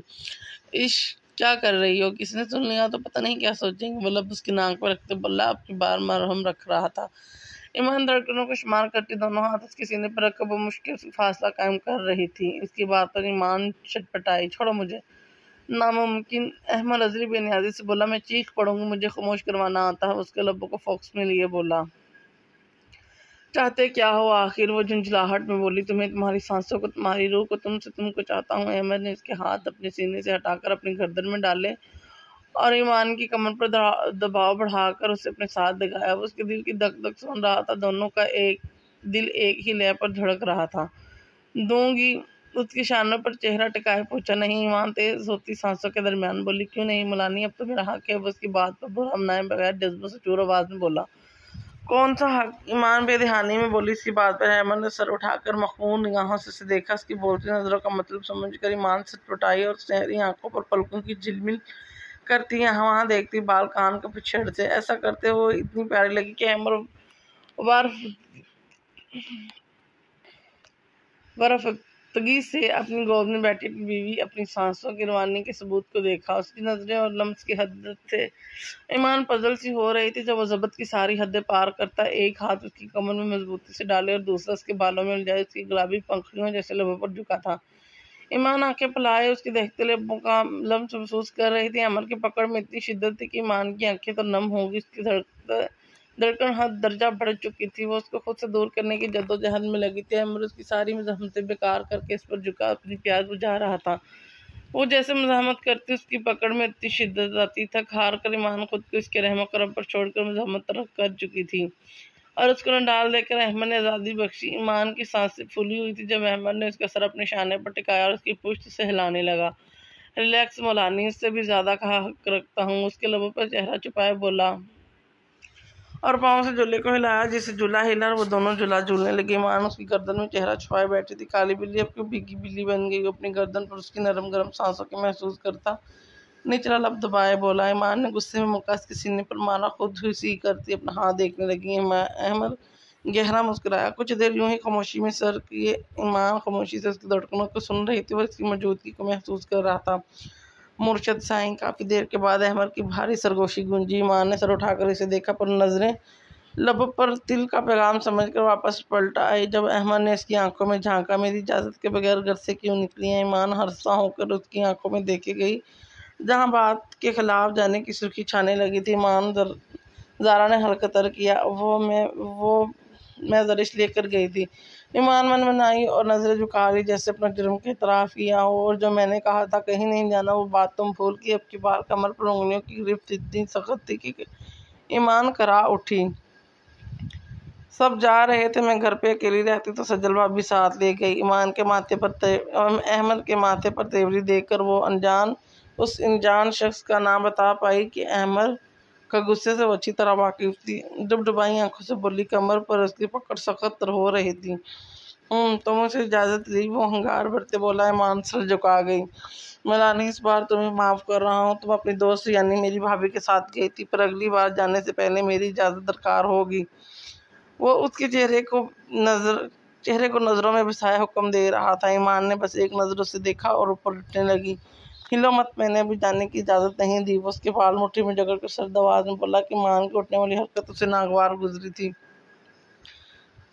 इसी बात पर ईमान लब बेच कर रह गई। वो इस विपरीत शेर को मजीद कोई मौका नहीं देना चाहती थी कि अभी कोई ऐसी बात उसकी जान पर बन जाती। कल यूनिवर्सिटी चली जाना, पर जैसे ही लेक्चर फ्री होगा मुझे मैसेज करना। मैं एक पल भी तुम्हें अकेले या किसी के साथ नहीं दे सकता। पर सब क्या सोचेंगे? ईमान की सांस थमने लगी कि पूरी यूनिवर्सिटी के सामने थप्पड़ मारा था और फिर इसी के पास जाना, सब न जाने इसके बारे में क्या सोचेंगे। ये सोच आते ही ईमान के आंसू बह निकले। अहमद बगौर उसको देखता उसकी सोच पड़ चुका था। सबको गोली मारो, तुम्हें अपने शोहर का हुक्म मानना चाहिए, ना कि लोगों की परवाह। वो निचली आवाज में गिराया। ईमान डर कर आंखें मींच गई। अहमद को अपनी गलती का एहसास हुआ। वो लब आपस में फिक्स कर गया। अब तो वो एक पल नहीं रह सकता था, इसलिए उसे बोल रहा था, पर वो उसकी बात उसकी जज्बात समझ नहीं रही थी। एक सर्द सांस फजा के सुबुर्द की, सोना है? कुछ देर बाद खुद को रिलैक्स करके उसका गाल सहलाते पूछा। ईमान जो कब से उसके जाने का इंतजार कर रही थी, जो इसको दियो की तरह अपनी कैद में लिए हुए था, उसकी पुच्छी पर झट से सर हिलाया। अहमद उसकी हालत समझकर मुस्कुराहट दबा कर खुद पीछे सर कर ईमान को हुनूस गोद में बिठाए उसका सर अपने सीने से लगाया। चलो सो जाओ। वो जो इसी ख्याल में थी कि उसे उतारेगा और सोने का कहकर चला जाएगा, पर उसके उल्टा हुआ था। मुझे यहाँ नहीं सोना। क्यों नहीं सोना साईं? इधर ही खामोशी से सोती बनो, नहीं तो उसकी बात दूरी छोड़ने का मतलब समय की सुर्ख होती। सर उसके सीने से टकाकर आंखें मूंद दी। भूरा बिल्ला वो बड़बड़ाई कर उसके सीने पर चिटकी काटी। अहमद उसकी हरकत पर मुस्कुराया और लब उसके बालों पर रखकर चेहरा उसके सर पर टिकाया। थोड़ी देर गुजरी। ईमान की भारी सांसों की मध्यम आवाज़ अहमद को सुनाई दी। वो न जाने कितने दिन बाद बगैर गोलियों की सुकून की नींद सोई थी। अहमद ने उस रात नींद की गोलियां देख ली थी। उसके बाद उसे पता चला कि वो जो छोड़ गई थी, अब हर रात नींद की गोलियां खाकर सोती थी। और आज इसके आने का मकसद उसकी तबीयत दुरुस्त करना था। पर उसके मासूम चेहरे को देखकर फिलहाल इस बाबत पूछना ठीक नहीं लगा। इसके लिए वो मलानी का काफ़ी वक़्त लेना चाहता था कि आखिर वजह क्या है नींद की गोलियां खाने की। उसे मालूम था वो अपनी मौलानी के पास होगा तो उसे नींद के लिए गोलियों की ज़रूरत नहीं पड़ेगी। और यही सोचकर उससे बड़े प्यार से ईमान को सुलाया था। ईमान सुकून से उसके सीने से लगी नींद की वादी में जा चुकी थी। अहमद ने उसके चेहरे को देखा। बाल उसके चेहरे पर आए, आधा चेहरा छुपा रहे थे। उसने एहतियात से बाल साइड पर हटाया और उसके बेदाग चेहरे को देखा। हमेशा की तरह नोजपिन पर ठहरी। उसने हाथ से छुआ और उसके माथे पर लब रखे। फिर वक़्त का एहसास हुआ तो उसकी गोद में उठाकर कमरे में आया और बेड पर उठाकर कंफर्ट डाले उसके लबों को छुआ। दिल जाने पर आमादा नहीं था। अंदर बैठा दिल तड़प उठा था, पर वो अपने मुंह जोर जज्बात पर कंट्रोल करता उठा और लाइट ऑफ किए बालकनी से बाहर निकला कि अगर वो मज़ीद रुकता तो फिर वापस जाना मुश्किल नहायत मुश्किल हो जाता। पूरी तरह मेरी दस्तरस में आ जाओ मलानी, फिर बदले लूँगा जिस तरह तुम मुझे तड़पाती रही हो। वो बालों में हाथ फेर के सिगरेट सुलगा कर लबों से लगाए रीलिंग थामे इस तरह की कैफियत में बोला और सिगरेट को यूं ही लबों में दबाया। जिस रास्ते से आया उसी से चला गया। कैसा है? तो स्पीकर से यासर की आवाज़ गूंजी। कैसा हो सकता हूँ? तो भूल क्यों नहीं जाता? भूल नहीं पा रहा? मत भूल, अब तेरी शादी हो चुकी है, अब तो अकेला नहीं है, पता है यार। बुरहान बेजारी से बोला। ज़ुहैब तेरे और दरिश भाभी के लिए बहुत परेशान है। लगता है तेरे साथ नाइंसाफ़ी हुई है। यासर ने वसूख से कहा। हाँ तो तू बता, नहीं हुई क्या नाइंसाफ़ी? एक लड़की जिसमें पसंद ही नहीं करता उसे लाकर मेरे सर पर थोप दिया है। क्या करूँ मैं बताऊँ? तुम लोग मेरी किसी को परवाह नहीं। मैं भी इंसान हूँ यार, पसंद नापसंद मेरी भी हो सकती है। अब जब मैंने कर ली है शादी तो क्यों सबको मुझसे उम्मीदें वाबस्ता होने लगी हैं? कोई मेरा हाल समझने की कोशिश तो करे। यहाँ भी बीजी चाहती हैं रिश्ता आगे बढ़ाऊँ। मेरे लिए इतना आसान नहीं है यार। फिलहाल ऐसा नहीं सोचा मैंने। मैं तो उस लड़की के लिए परेशान हो रहा हूँ यार, बहुत मासूम है। उसे जब पता चलेगा कि उसका शौहर किसी और से मोहब्बत करता तो क्या गुजरेगी इस पे। बरहान इतने दिनों की भड़ास जो दिल में लिए बैठा था एकदम फट पड़ा। इतने दिनों का गुबार निकाल कर गहरे सांस लेता, बालों में हाथ फेर के खुद को रिलैक्स करने लगा। इस बात से अनजान के कुछ फासले पर खड़ी ज़रश की समात उसका लफ्ज़ ब लफ्ज़ सुन चुकी थी। वो जो चाय देने के लिए आई थी कि खाने के बाद बरहान ने बीजी से फरमाइश की और लॉन में आ गया। ज़रिश से बहुत कम बात करता था, वो भी बीजिन के सामने। दोनों एक दूसरे के अजनबी थे। एक मजबूत रिश्ता होने के बावजूद दोनों जानते कि एक को डर लगता था रोमन किंग्स रिंग से तो दूसरे का दिल वीरान हो चुका था। बरहान की ज़रिश की तरफ पुष्ट थी, वो देख ना पाया, जबकि ज़रिश की आंखों से आंसुओं की लड़ियां जारी हो गई थी। इससे बुरा लग रहा था, उसके दिल की कैफियत बरहान के दिल से लग नहीं थी। वो एक ऐसे शख्स की बीवी बन बैठे थे जिसके दिल में दूर दूर तक ना थी और उसका शौहर किसी और की मोहब्बत में डूबा हुआ था। उसे घुटन सी महसूस होने लगी। फिजा में जैसे ऑक्सीजन की कमी हो गई। उसकी पुश्त को एक नज़र देखकर वापस पलट गई। चल अब रिलैक्स हो जा। और उसे भूल नहीं सकता, तो दिल की किसी कोने में बंद कर दे अपनी मोहब्बत को और भाभी को वक्त दे। यासर से समझाने लगा। कोशिश करूंगा, बरहान ने कहते ही काल बंद कर दी और नज़र गैर मरई नकते पर मरकोज कर ली, जबकि सोचने का रुख अब दरिश की जाना था। ज़रिश किचन में आई और मग वहीं रखती अपने कमरे में जाने की बजाय गेस्ट रूम में चली आई। किसी और से मोहब्बत करते हैं मैं ज़बरदस्ती उन पर मुसलत हुई। उनका गुस्सा करना तो बनता है। जब मेरी इजाज़त से शादी तय हुई थी तो मेरा दिल कितना तड़पा था उनके लिए, तो क्या वो भी अब इसी कैफियत से गुजर रहे हैं या शायद उससे भी भड़ी। मुझे नहीं आना चाहिए था उनकी ज़िंदगी में। मैंने हम दोनों की ज़िंदगी बर्बाद कर दी। ये क्या कर दिया मैंने? जिसकी मोहब्बत के लिए तड़पती रही वो किसी और की मोहब्बत के लिए तड़प रहा है। ज़रिश बेतहाशा रोती खुद से सवाल जवाब कर रही थी। वो तो समझी थी कि बरहान से कुछ वक्त दे रहा है कि अचानक शादी हुई, पर इधर तो मामला ही दूसरा था। उसको बरहान को ये बेबस देख कर उसे अपना आप मुजरिम लग रहा था। उसने सोच लिया था कि बहुत कम बरहान के सामने जाएगी और सबके सोने के बाद उसी कमरे में आ जाया करेगी। वो बरहान के सामने रहकर उसे तकलीफ नहीं देना चाहती थी। यही तो मोहब्बत है। वो खुद उससे दूर रहकर तकलीफ बर्दाश्त कर सकती थी, पर अपनी वजह से बरहान को नहीं देना चाहती थी। वो जितना उसके सामने कम जाएगी उसको तकलीफ उतनी ही कम होगी। वो सब कुछ सोचकर लेटने के अंदाज में बैठी आंखें मूंद गई। पलकों पर आंसू शबनम की कतरों की तरह ठहरे हुए थे। कुछ देर बाद बुरहान कमरे में आया तो ज़रिश ही नजर न आई, जबकि चाय की तलब कब से हो रही थी। कहाँ गई ये लड़की? बीजी ने कहा था उससे। वो उन्हीं कदमों पर नीचे और लाउंज में नजरें दोहराई। ज़रिश वहाँ भी ना दिखी। 3 दिन से वो इसके हाथ की चाय पी रहा था कि एक आदत सी हो गई थी, जबकि वो आज पहली बार किचन में आया, पर वहाँ भी कोई नहीं था। मुलाजमा अपने क्वार्टर में चली गई थी। इसकी नज़र चाय के मग पर पड़ी। वही बुरहान का फेवरेट मग था। उसके हैरानगी कि वो यहाँ रखकर खुद कहाँ गई, जबकि चाय भी अब ठंडी हो चुकी थी। वो सर झटक कर खुद बनाने लगा कि और कुछ ही देर में बना कर मग लिए अपने कमरे की जानब बढ़ा के नज़र गेस्ट रूम पर पड़ी, जिसकी लाइट ऑन थी। घर में कोई मेहमान नहीं आया तो फिर इधर कौन है इस वक्त? बरहान मग रब्बत से लगाए इसी तरफ बढ़ा। रास्ता से दरवाज़ा खुला तो सामने वो बिखरी हिल्ले में सो रही थी। बरहान की तेवरी चली ज़रिश को यहाँ देखकर। सुबह उसको फिर से बीजी से डांट खाना पड़ती, या वो यही सोचती कि मैंने कमरे से निकाल दिया। बरहान को इस पर शदीद गुस्सा है, जिसकी वजह से बीजी मौका ढूंढती थी इसको डांटने का। सोना लड़की है, स्लीपिंग है, यहाँ की सो रही है? वो उसके सर पर खड़ा था, बोला, पर ज़रिश चेस्ट से मस ना हुई। ज़रिश उठो यहाँ से और अपने कमरे में चलो। वो उससे निगाहें चुरा रहा था जो बेतरतीब हुलिये में उसके सामने पड़ी थी। वाइट शर्ट और वाइट कैप पर ब्लैक दुपट्टा जो के तकिए के नीचे पड़ा था। कैपरी पंडालियों से ऊपर कुछ ऊपर थी। मिटा मिटा सा मेकअप, रेड होंठ जो आपस में फ्यूजते थे। सुनहरी बाल कुछ शाने पे पड़े थे तो कुछ लिटे चेहरे को चूम रही थी। स्याह पलकियां आरज़ू में पड़ी थी, एक हसीन मंजर पेश कर रही थी। बुरहान की नजरें उसकी गर्दन ब्लैक दिल पर गई, जो दाएं तरफ पूरी आबताब से चमक कर उसको अपनी तरफ खींच रहा था। अपनी मलकियत का एहसास पहली बार जागा था, जो कि आड़ी तरची लेटी बुरहान की जज्बात जगा रही थी। उसका दिल किया चू कर देखे। वो आस्था से उसके पास बेड पर बैठा, हल्का सा झुका। ज़रिश की नरम गर्म सांसें उसके चेहरे पर पड़ रही थी, जिससे उसका दिल धड़क उठा। उसने हाथ बढ़ाकर उसके दिल को छुआ। शफाफ बेदाग गर्दन पर दिल इंतहा का खूबसूरत लग रहा था। उसका दिल धड़का और एक ख्वाहिश जागी, जिस पर वो लब्बे कहता झुका और अपना हाथ ज़रिश के दाएं बाएं रखकर उसकी गर्दन के पर दिल के मुकाम पर लब रख दिया। ऐसा करते हुए बिल्कुल बुरा नहीं लगा कि वो उसकी बीवी थी, इसकी काम में थी, वो उस पर हक रखता था। वो जो ही झुका लब तिल से नीचे ले आया और बहकर अपने लबों का लम से छोड़ता गया। ज़रिश को अपनी गर्दन पर जुबन से महसूस हुई। उसने आंखें खोली तो अपने ऊपर किसी को झुक के पाया। उसकी नींद भग से उठी, उसका सारा खून खुश्क हो गया। वो आंखें फैला चीख के लिए मुँह खोलने ही लगी थी, जब इसी तरह झुक के इसकी गर्दन में चेहरा छुपाए, हाथ उसकी लब पर रख के इसकी चीख का गला घोंटा। ज़रिश तेज तेज सांसें लेने लगी और अपने दोनों हाथ से इसका भारी हाथ लब्बों से हटाने लगी। बुरहान जान चुका था कि वो जाग गई है, पर वो अनजान बना उसकी गर्दन पर झुका रहा। अपने हाथ पर नमी महसूस करके उसने सर हटाया और दरिश को देखा, जिसकी आंखों में हैरानगी दर आई। बुरहान कमाल लौदा आंखों से देख रहा था। तुम्हें क्या लगा कि कौन हो सकता है? वो उसकी हैरत से फटी आंखों में देखकर बोला। दरिश ने उसके हाथ की तरफ इशारा किया, जिसे समझ कर वो हाथ लबों से हटा गया, पर हुन्मुस झुका रहा। जरिश फुली सांसें हमवार करने लगी। ये आप क्या कर रहे थे? तुम यहाँ क्या कर रही हो? बुरहान ने भी सवाल किया। आपसे मतलब? तो तुम मुझे बीजी के सामने जालिम ज़ाहिर करना चाहती? जरिश की बात का मतलब समझकर गुस्से से सुरख हुई। उठो और कमरे में चलो। मैं नहीं आऊँगी, आज से मैं इधर ही रहूँगी। जरिश हरकत करती बोली। क्यों नहीं आऊँगी? मैं नहीं चाहती कि आपको मुझे देखकर तकलीफ हो।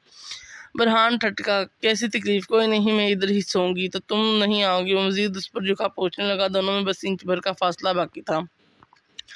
आती हूँ, डरते हुए बोली। बुरहान यूँ झुका, इसके चेहरे के न कुछ देखता रहा और फिर इसकी गर्दन पर झुके लबों से छुआ। दरिश की सांस रुक गई जब उसे आने का कहकर वहां से निकलता चला गया। ये रोमर रिंग को अचानक क्या हो गया है? वो दिल पर हाथ रखते बढ़ाई, जो उसकी धड़कन में मूल से ज्यादा बढ़ा गया था। अब उसे कमरे में जाने से डर लग रहा था। वो उठी और छोटे छोटे कदम लेती अपने कमरे की जानब बढ़ी और आई और बिना आवाज किए दरवाजा खोलकर अंदर आई। कमरे की लाइट ऑन थी और बेड पे आंखों पर बाजू रख के लेटा हुआ था। दरिश दबे पाँव वार्डरोब गई और अपना कंफर्ट उठाकर बिना धक्के के सोफे पर लेट गई। बुरहान अपनी बेख्तियारी पर सोच रहा था, क्या जरूरत है ये बहकने की? वो क्या सोच रही होगी? या शायद ये यासर और बीजी की बातों का असर था जो उस पर होने लगा था। वो तो दरिश को वहां से उठाने की खातिर गया था, पर उसकी लापरवाह होकर सोना उसकी सोच बात भड़का गया। निकाह का पकीज़ा रिश्ता एहसास अंगड़ाई लेकर बेदार हुआ और वो अपना हक समझकर उस पर झुकाया और फिर बहकता चला गया। अभी वो मजीद गुस्ताखी करता जब दरिश नींद से बेदार होकर चीखने लगी कि बर वक्त उसकी कोशिश नाकाम बना गई। वो यही सोच रहा था कि दरिश की मौजूदगी कमरे में महसूस हुई, जो कि उसके डर से बेड से तकिया उठाए बगैर सो गई। कितनी देर वो उसके हसीन सूरत देखता रहा और देखते ही देखते आंखें मूंद गया। सब के सोने के ख्याल करके शैला नक्सक से तैयार, टाइट ब्लैक जीन्स पर हाफ सलवर टॉप पहने, बाल स्ट्रेट किए, लब पर डार्क रेड लिपस्टिक लगाए, वो आईने में अपना जायजा ले रही थी। गनी पलकों पर मस्कारा लगाकर उसको और प्यारा बनाया गया था। शहद रंग बाल दाएं बाएं कंधों पर डाले बिला शब वो हसीन लग रही थी। कुछ ही देर में वो हील की टिक टिक करती फोन हाथ में पकड़े कमरे से निकले। एक तारा आईना नजर बंद कमरों पे डालकर हाथ में पहनी वॉच ठीक करती पोर्च में आई। जोहेब ब्लैक ट्राउजर शर्ट पहने बालकनी में बैठा ऑफिस का काम कर रहा था और साथ हर 30 सेकंड बाद काफ़ी भी पीता हुआ अपने काम में होता। जब उसने गाड़ी स्टार्ट होने की आवाज़ सुनी, इस वक्त कौन कहाँ जा रहा है, वो बड़बड़ाया और नीचे झांक कर देखा जहाँ शैला वो गाड़ी में बैठी दिखी। ये लड़की इस वक्त कहाँ जा रही है, वो बड़बड़ाया। उसने एक नज़र गाड़ी डाली जहाँ रात के 12 हो रहे थे। उसे तशवीश हुई, ना चाहते भी वो सोचने पर मजबूर हो गया और जल्दी से लैपटॉप बंद करके फिर से देखा तो गाड़ी गेट से बाहर निकल रही थी। जिस ताजब को ज़रा भी एहसास नहीं, कम से कम अपनी बहन पर तो नज़र रखे, कहाँ जाती है, क्या करती फिरती है नकमा कहीं का, और इस जिया का हाल देखो।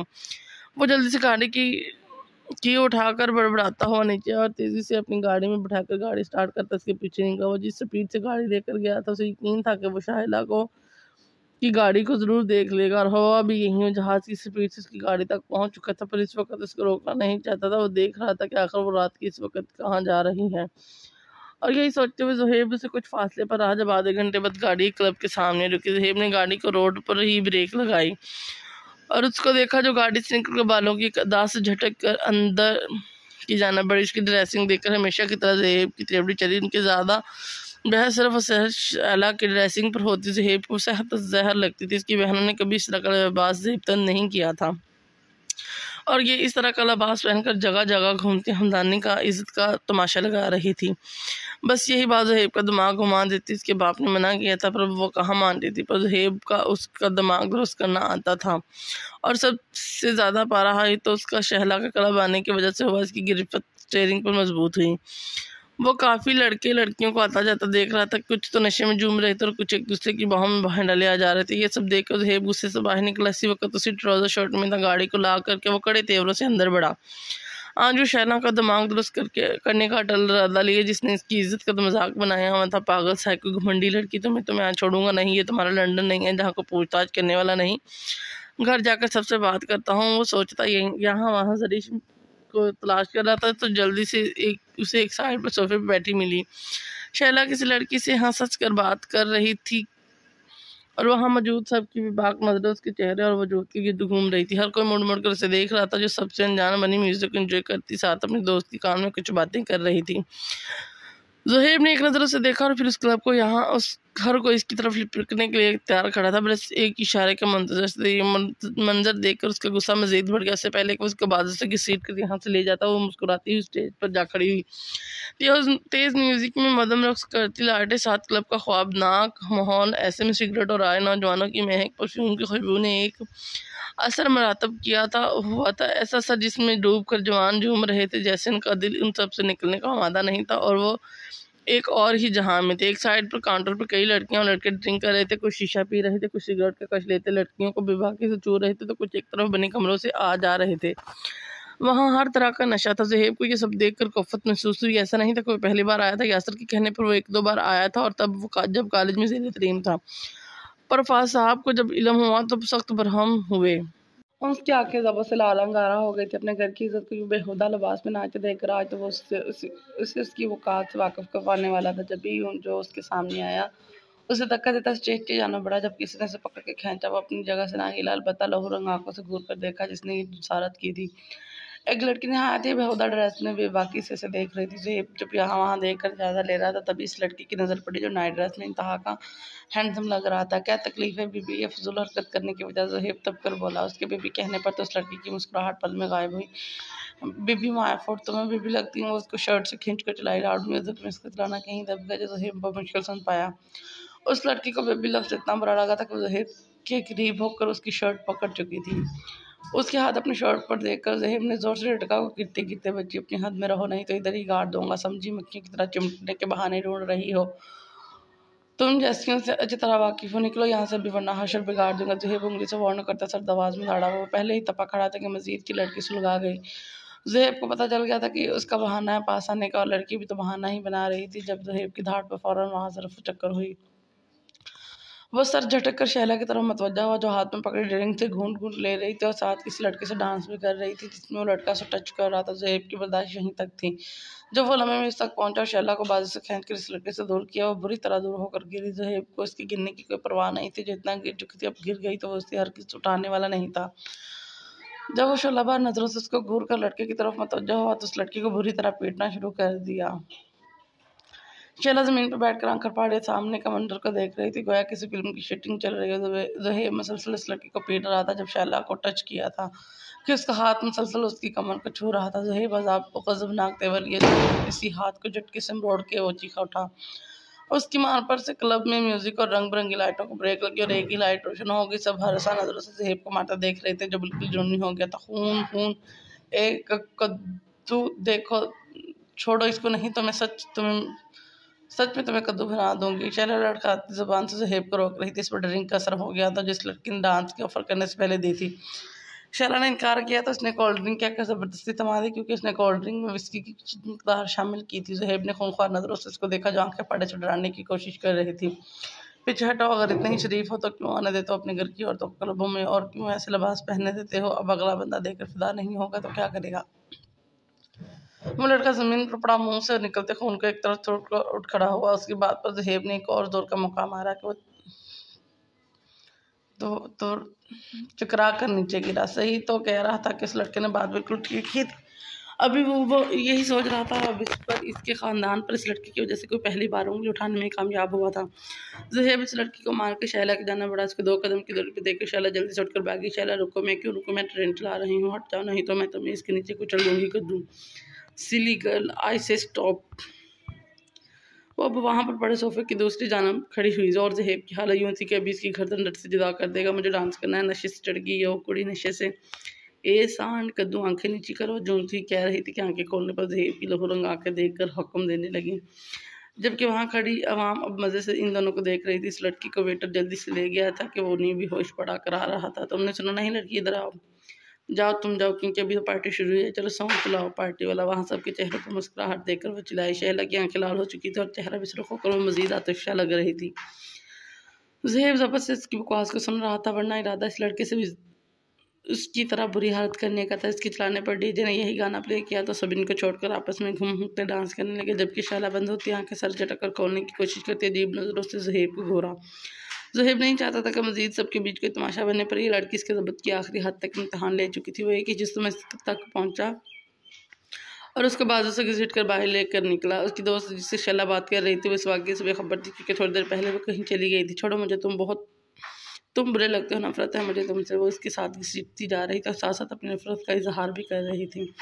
चटाह, ज़हेब ने एक ज़ोरदार थप्पड़ मारा था। तुम्हारा दिमाग दुरुस्त है? मैं लड़की, चुपचाप बैठो गाड़ी में, छोड़ो नहीं तो इधर ही उड़ा दूंगी तुझे। वो इसके बाजू की सख्त हसार में खड़ी अपनी 2 उंगलियों को उसकी कन पट्टी पर रख के धमकाने लगी, जबकि दूसरा हाथ अपने गाल पर रखा होता। अगर होश में होती तो ज़रूर दोनों में जंग अजीम छिड़ चुकी होती और अब तक दोनों की तरफ से गोलाबारी हो रही होती।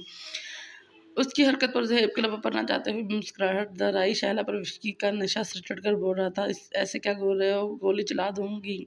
तिलाव उसकी आंखों में गूंज रहा था। मरने के लिए तैयार हो जाओ, आज कद्दू के मैं टुकड़े कर दूंगी इस पिस्टल से। वो उसके सर को देखती बोली, करो हिम्मत है तो तुम्हें भी मैं यही दफन कर दूंगा। मुकाबल ज़हेब था, जो बर्दाश्त करता रहा था कि कब से इस हैंडसम चार्मिंग गुड लुकिंग लड़की को कद्दू कह रही थी। ये चल क्यों नहीं रही? वो अपनी उंगलियों से दबाव बढ़ाते बोली, क्योंकि तुम्हारी सारी गोलियां मैं निकाल चुका हूँ, बैठो वरना मुझे अंदर पटकना आता है। ज़हेब सर्द आवाज़ में बोला। शहनाज का बाजू छुड़ाकर गाड़ी के बोनट पर जा बैठी, जबकि ज़हेब का सब्र का पैमाना लिबरीज हो चुका था। जब भी तनफन करता गाड़ी में बैठा, स्टार्ट कर दी गाड़ी। जुहियाँ गबड़ी शैला की चीखें और उत्पत्ति। ज़हेब लब बेंच कर सुस्त रवि से गाड़ी बढ़ा रहा था और शैला गिरने की खौफ से मुसलसल चीख रही थी। ज़हेब तो जैसे आंखें बंद किए बैठा था, ना कुछ सुनाई दे रहा था और ना दिखाई। कद्दू बचाओ मुझे, देखो मैं उड़ रही हूँ, जहाज़ रोको मैं गिर जाऊंगी, ब्रेक लगाओ जहाज़ को। उसकी ऊट पटांग बातों को वो सुनता, उसे तंग करने के लिए स्पीड थोड़ी सी और बढ़ा गया कि शैला बैलेंस बरकरार करने के लिए दोनों हाथ खोले जूझ रही थी, साथ दुहाइयाँ भी दे रही थी। तुम्हें मैं छोड़ूंगी बदतमीज इंसान, इस जहाज़ के नीचे दे दूंगी। शैला के बाल बिखर गए थे और आंखें गिरने के खौफ से बड़ी बड़ी हो गई थी। लब मुसलसल कुछ ना कुछ बड़बड़ा रहे थे। उससे पहले कि शैला रोना शुरू करती, ज़हेब ने ब्रेक लगाई। साथ ही शैला सड़क पर जा गिरी। रात का वक्त है, इस पर सुनसान सड़क पर सवारी के और कोई मौजूद ना था जो शैला की चीखें सुनता। मैं नीचे आ गई, मुझे बचाओ कद्दू, देखो हम जहाज़ के नीचे हूँ। शैला उठकर बैठी और अपना सर पर खड़ी गाड़ी देख कर फिर से चलाना शुरू की। ज़हेब जल्दी से बाहर निकला, उसकी जानब बढ़ा। अब आए तुम्हारे होश ठिकाने। इसने बेदर्दी से शैला के बाल मुट्ठी में पकड़े। ज़हेब की शैला की हरकतें नागवार गुजर रही थी, पर उस पर विस्की का नशा तारी देखकर इतना तो जान गया था कि उसने पहले कभी नहीं पी। उसके बाल पकड़ने पर शैला करा उठी और उसने जोरदार थप्पड़ ज़हेब को मार दिया। उसकी हरकत तो ज़हेब के माथे पर बलों में इजाफा हुआ। घटिया लड़की, तुम्हारी इतनी हिम्मत! ज़हेब ने सख्ती से उसका वही हाथ पकड़कर मोड़ा। शैला के रोने में तेजी आई। मजीद डर के उसकी सुर्ख आंखें देखकर लग रहा था जिसको वाक़या दफन कर देगा। मुझे डर लग रहा है, मैं डैड को बताऊंगी। शैला खौफ से मनमनाई। बंद करो बकवास, इस दिमाग घुमा कर रख दिया है। तुमने सोचा है अगर मैं ना आता तो क्या करता तुम्हारे साथ? ज़हेब धाड़ उठा। बोलो, जवाब दो। जबकि अपने थप्पड़ का बदला वो उसके होश में आने के बाद लेने का इरादा कर चुका था। शैला इसको जवाब दिए बगैर घूरने में लगी थी। ज़हेब ने गहरा सांस भरा और उसको पकड़ कर उठाते फ्रंट सीट पर धकेला और खुद ड्राइविंग सीट पर बैठकर जा रहा ना तेवर लिए गाड़ी की स्पीड फुल कर दी। शैला ने सर उसके कंधे से टिकाया जैसे ज़हेब ने झिड़क दिया। वो फिर डीठ बनी, सर उसके शाने से टिकाया। आंखें मूंद गई। गिर पहुंचकर ज़हेब ने उसे उठाया, पर वो सर सीट से लगाए नींद में धुत पड़ी थी। फवाद साहब को ज़हेब से कुछ ज़रूरी बात करनी थी, वो इसका इंतज़ार कर रहे थे। कुछ दिनों से वो बहुत मसरूफ़ थे। घर भी डिनर के बाद आता था। रात देर से घर आया और अपने लिए काफ़ी बनाकर लैपटॉप लिए काम करने लगा था कि शैला के पीछे हो लिया। फवाद साहब इसके कमरे में गए, पर उसको वहाँ ना देखकर परेशान हुए। फिर कॉल की तो ज़हेब कॉल नहीं उठा रहा था। वो परेशानी में लॉन्ज में बैठे उसका इंतज़ार कर रहे थे।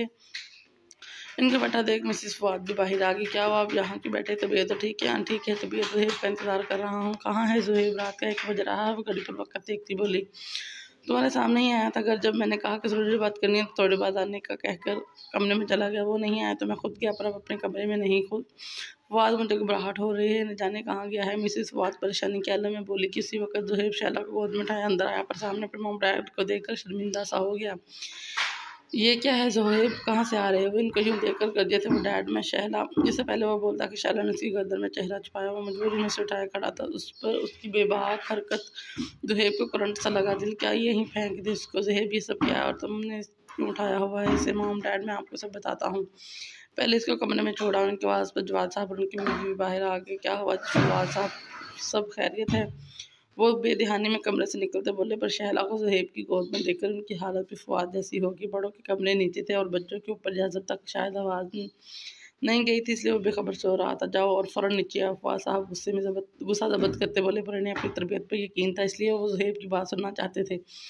क्या हुआ शहला को ज़ेब बताया जहाँ शहला ने ड्रिंक की है वो इतना ही बोलकर आगे बढ़ा जब इसकी इस बात पर सब हैरत में आ गए। जैसे ही ज़ुहैब शैला को इसके कमरे में बेड पर पटक कर वापस आया, उसे अपने आप से भी शैला के छूने से कराहियत महसूस हो रही थी। संजीदगी से नीचे और सबको तफसील से बताया, जिसे सुनकर जवाद साहब शर्मिंदा से नजर झुकाकर उनकी औलाद ने वो और कौन कौन से रंग बाकी दिखाना थे वो बगैर कुछ बोले वापस चले गए। उनके अल्फाज कहीं गुम हो गए थे। फवाद साहब ने ज़ुहैब अपने सीने में बेच लिया। उनका बेटे पर फ़ख्र महसूस हो रहा था। डैड, आपको कुछ ज़रूरी बात करना थी? हाँ करनी तो है, पर अब रात काफ़ी हो गई, जाकर सो जाओ। नहीं आप बताएं, फिर सो जाता हूँ। ज़ुहैब ज़िद्दी हुआ। अच्छा ईमान कैसी लगती है तुम्हें? बहुत अच्छी है डैड। तो क्या हम कल उसके घर जाएं? किस सिलसिले में? भाई अपनी बहू बुलाने के सिलसिले में। बहुत ज़ुहैब बड़बड़ाया, फिर समझ आई तो अपनी जगह से खड़ा हो गया। माम डैडी आप दोनों क्या सोच रहे हैं? ईमान मेरी बहन है ज़रिश और सजल आपी की तरह, प्लीज़ ये सब सोचकर हमारा बहन भाई वाला रिश्ता ख़राब मत करें। ज़ुहैब दो टोक अंदाज में बोलकर वहाँ से चला गया। जबकि फवाद साहब को इनका जवाब मिल गया था। देखा, फवाद सजल ने सही कहा था कि वो नहीं करेगा। अब छोड़े, जहाँ उसकी मर्जी होगी हमें बता देगा। वो बहुत किस्मतगर होगा जहाँ ईमान जाएगी। फवाद साहब सद शांत बैठते बोले, वो अपनी औलाद पर अपनी मर्जी मुसलत करने के आए नहीं थे। उन्हें खुशी थी कि वक़्त रहते ज़ुहैब की राय ले ली। अगर वो पूछे बगैर चले जाते तो ज़ुहैब ने सब कुछ तहस नहस कर देना था। जी ये बात अपनी ठीक ही। अब चले आप भी सो जाएं, फिर सुबह फिर तबीयत ख़राब होगी। जो से आकर अहमद फ्रेश होकर बाहर आया और एक साथ हाथ में टावल पकड़े बाल खुश्क करता दूसरे से ईमान को मैसेज किया। साईं दूसरी तरफ से फ़ौरन सीन हुआ। हेलो मौलानी, रिप्लाई नहीं किया तो भी घर तक पहुंचाऊंगा तुम्हारे, क्योंकि ईमान इसकी मैसेज सीन कर रही थी। क्या है? फाड़कान वाले अंदाज में ईमान ने रिप्लाई किया। अपनी धमकी का सरोत देकर अहमद खुलकर मुस्कुराया। खुमार है किस चीज़ का? वो तो मिलकर बताऊंगा। मौलानी ये बता, जो यूँ नहीं आ रही हो? नहीं ना हो तो फिर क्या कर लोगे? मिलकर बताऊंगा। जंगली बिल्ला ईमान साथ गुस्से वाला इमोजी भेजा। जंगली बिल्ली जवाब, अहमद ने भी यही अमल रहा है। तुम यूँ नहीं आओ फिर बताता हूँ। अहमद ने घूरने वाला इमोजी भेजा। मैं नहीं आऊँगी, जो नहीं सुना तुमने? मुजाजी खुदा का हुक्म है, सुना तुमने? साथ ही आर्डर देकर अहमद के सुलह इमोजी भेजा और कमरे से बाहर निकला। सुबह मूड के मुताबिक सब नाश्ते के टेबल पर बैठे अमर का इंतजार कर रहे थे। ज़रिश बुरहान को मुकम्मल इग्नोर कर रही थी। ये बात वो भी नोट कर रहा था कि ज़रिश ने एक बार भी बुरहान को देखा तक नहीं था। वो शाकर भी अपने दिल से खारिश नहीं निकाल पा रही थी। वो अपने हाथों पर नजर जमाए सोचो की पिंगों में सवार थी। जब ये एमर ब्लू जीन्स पर लाइट येलो शर्ट पहने, ऊपर ब्लू कलर की जैकेट पहने जिसके बटन खुले थे, जिससे उसकी चौड़े मजबूत सीने से चिपकी ब्रांडेड शर्ट साफ नजर आ रही थी। पूरी सिल्की बाल पफ स्टाइल में बनाए जो उसके तेज तेज उतरने से हिलकर माथे को टच कर रहे थे। बुरी बियर्ड, बुरी मूछें, दमकता फाफ रंग, वो किसी रियासत का शहजादा लग रहा था कि एकदम इसकी गुलाबी लब मुस्कुराहट में डले और निचले लब दांतों में दबाए मुस्कुराहट रोक रोक गया। ऐसे में इसका दिल बहुत खूबसूरत लग रहा था। वो अपनी गहरी काली आंखें मोबाइल की स्क्रीन पर टिकाए वाइट स्नीकर शूज में उनकी 5 सीढ़ियों से तक फर्श पर रखता अपनी मगरूर चाल से डाइनिंग टेबल की तरफ आ रहा था। निगाहें उस मोबाइल की स्क्रीन पर जमी थी। जहाँ साहब ने अमर को देखकर दिल ही दिल में माशाल्लाह कहा, जबकि बीजी ने भी यही अमल कराया था। Good morning everyone. वो बुरहान के साथ थोड़ी चेयर खिसका कर बैठा और सब नाश्ता करने लगे। भाभी माँ चाय डाल कर दे। अहमद ने ज़रिश को पुकारा। ज़रिश जूस पी रही थी। अहमद के तर्ज मुखातिब पर जूस फुवारे की शक्ल में फर्श पर गिराया। अमर की शरारत और रब जलाल से वो अच्छी तरह वाकिफ थी और अब इसके यूँ बुलाने पर वो हैरान रह गई, क्योंकि वो उन दोनों भाइयों से काफ़ी छोटी थी। क्या हुआ बेटा? कुछ नहीं बीजी। कहीं यहाँ भाभी माँ तो हैरान नहीं हो रही है? अहमद ने आंखें सिकड़ी हुए, पहले तुम कहकर मुखातिब करता और अब भी करता, पर अब वो इसकी भाभी थी, इसकी माँ के मुकाम पर थी। ज़रिश ने सर हिलाया। बिल्कुल, आप अब से आप मेरी भाभी हैं और माँ भी, मतलब भाभी माँ। ज़रिश आंखें फाड़े इसको देख रही थी। वो तो इसको इंतहा का बदतमीज़ और लापरवाह समझती थी, पर उसके सादा अंदाज में बताने पर वह हैरान हुई थी। जो उसको पल में माँ के मुकाम पर बराबर दर्जा दे गया था। मतलब ज़रिश ने इसके बारे में जो सोचा था उसके बरअक्स था। ज़रिश की लब मुस्कुराहट में डले और सर को जन्मश दी। जबकि बुरहान ने दोनों को देखा जो मुस्कुरा रहे थे, उसके लबों पर मुस्कुराहट खुल गई। वजह साहब और बीजी अपने बच्चों को खुश देखकर इत्मीनान में थे। भाभी माँ आप नहीं जा रही? कहाँ? यूनिवर्सिटी। ओ हाँ, पता नहीं। ज़रिश सर झुका गई। बुरहान ने चौंक कर ज़रिश को देखा। कल से तुम ज्वाइन कर रही हो? वो कम देते बोला। हाँ बेटा, अब तुम बेफिक्र होकर जाया करो, पहले ही पढ़ाई में काफ़ी हर्ज हो गया है बच्ची का। बीजी ने बुरहान की बात की तईद की। दिल तो इसका भी चाह रहा था, पर वो कह नहीं सकी थी। ज़रिश का ख्याल था कि बुरहान खुद इजाज़त देगा तब वो जाएगी, और इसने कह दिया था तो अब उसने भी कल जाने का इरादा कर लिया था। जबकि बुरहान अब यूनिवर्सिटी छोड़ चुका था, तो एक तो ईमान को नहीं देखना चाहता था कि फिर दिल दुहाइयाँ देता, और दूसरा वो अपना पूरा फोकस अपने बिजनेस पर लगाना चाहता था। खुद को मुकम्मल मसरूफ़ करके वो ईमान से अपनी तवज्जो हटाना चाहता था और कुछ हद तक कामयाब हो रहा था। ओके डैड, चलता हूँ, दुआ कीजिएगा, आज काफ़ी अहम मीटिंग है। बुरहान ने उठकर वजह साहब से प्यार ली और एक घड़ी नज़र जरिश पटारे जैसे ही देख रही थी पर फरहान के देखने पर नजर झुका गई। बड़ी मैं भी आपके साथ चलता हूँ। अहमद जल्दी से जूस की सिप लेता उठा और दोनों भाई खुदा हाफिज करते बाहर की जाने पड़े। दोनों भाई की बुला के हैंडसम लग रहे थे। फरहान ने सिल्वर रंग का थ्री पीस पहना हुआ था पर इसका कोट वो हमेशा की तरह कंधे पर डाले न्याजी से अहमद से बात करते जा रहा था। एक का तिल देखने को महबूब करता था और दूसरे का आईब्रो पर लगा काट से सबसे मुनफरिद और प्यारा बनाता था। एहसान रात हुए वाक्य से अहमद को आगाह कर चुका था। अहमद बहुत परेशान हुआ और दोनों की दरानी मेंशन ने कहा पर एहसान ने इनकार करते जब तक माहम की तबीयत ठीक नहीं हो जाती इसका पता नहीं चल जाता माहम मेरे साथ अपार्टमेंट में रहेगी। क्या पता जिन्होंने माहम को नुकसान पहुंचाने की कोशिश की बाद में भी माहम को ढूंढने दरानी मेंशन तक पहुंच जाएंगी। हमारा मिशन के लिए बिल्कुल ठीक नहीं है। अहमद ने ओके कहा कर वो माहम का ख्याल रखे बाकी बातें वो वहाँ आकर करेंगे। अहमद ने मना नहीं किया क्योंकि अब इन दोनों के बीच एक मजबूत रिश्ता था और एहसान माहम के लिए जो सोच रहा था वो बिल्कुल ठीक था। सुबह जॉगिंग से आते ही अमर बीजी को एहसान और माहम का बता चुका था कि माहम अपनी खाला के घर है और उसके साथ एहसान है। बीजी जो माहम के लिए फिक्रमंद हो रही थी अहमद के बताने पर तसल्ली हुई। फिर वो लॉन्च में बैठ कर तस्बीह करने लगी। हसन सारी रात माहम के पास था। वो वक्फे से इसका बाहर चेक करता रहा और जब तसल्ली हुई तो खुद भी इसके साथ सोने के लिए लेट गया। सुबह हसन की आंख नींद से खुली बीजी की गाल थी। वो जल्दी से उठा और लॉन्च में आकर काल सुनने लगा। उसके जाने के बाद माहम ने भी कसरमंदी से आंखें खोली। रात का वाक़या जहन के पर्दे पर लहराया तो एकदम से उठ बैठी और एहसान की तलाश में नजरें घुमाई। एहसान दरवाज़ा खोल कर अंदर आया। उठ गई, तुम चलो जल्दी से फ्रेश होकर आ जाओ फिर नाश्ता करते हैं। वो दूसरे रूम में फ्रेश होकर माहम की तरफ आया। उसे कह के पलट गया। कुछ देर बाद माहम निखरी निखरी सी नम वालों को खुला छोड़े नीचे आई। एहसान उसका इंतजार कर रहा था। जब नजर उस पर गई आंखों पर सूजन थी, हाथ पर वैसे ही जख्म था, चेहरे पर उंगलियों के निशान आ जाते। हसन ने लब बेंचे वो छोटे छोटे कदम लेते उसके पास आई। हसन से कुछ फासले पर टिक गई। हसन, अहमद और सब परेशान हो रहे होंगे, फिक्र मत करो, मैंने बता दिया कि तुम खाला के घर हो और मैं तुम्हारे साथ हूँ। दोनों खामोशी से नाश्ता करने लगे। माहम ने थोड़ा सा खाकर बस कर दी कि खाना चबाते वक्त उसकी गाल दर्द करते हैं। वो नेचर को दिल ही दिल में बुरा भला कह रही थी। हसन ने भी थोड़ा सा खाया और माहम की तरफ मुतवज्जो हुआ। मुझे बताओ माहम कौन शख्स कौन था, तुम्हें कैसे जानता? मुझे नहीं पता, मैं एहसान बस ये कह रहा था कि तुम्हें बहुत ढूंढा है मैंने और उससे मेरी मुलाकात कल ही हुई और रात को यहाँ पहुँच गया।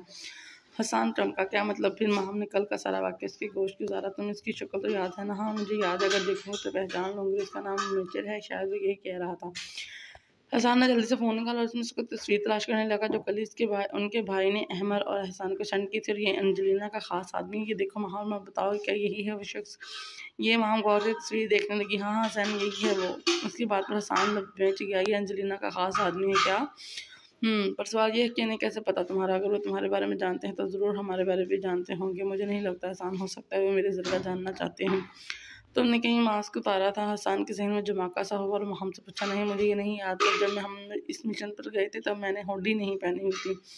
इसका मतलब माहम वो हसन ने गिरा और माहम सर झुका कि वो कमांडो से चिड़िया के पर गिनने थे, उसको यहाँ कैसे ना पता चलता। मैंने कहा था माहम तुम अपना तिल छुपा कर रखो, जब भी मैं मिशन के दौरान हुडी पहना करो। कल उसने तुम्हारा तिल देखा था और फिर चेहरा भी देख लिया। माहौल ने भी सर हिलाकर गलती तस्लीम की। अच्छा जो ज़रूरी सामान उठाना, जल्दी से पैक करो, हम जा रहे हैं। पर कहाँ? अपार्टमेंट तुम्हारा यहाँ रुकना खतरे से खाली नहीं, वो फिर आएगा यहाँ। माहम ने सर हिलाया। वो अपने कमरे की जाना बढ़ी और शाम अहमद को काल पर शब्द देने लगाए। मान बेटा, जी भैया।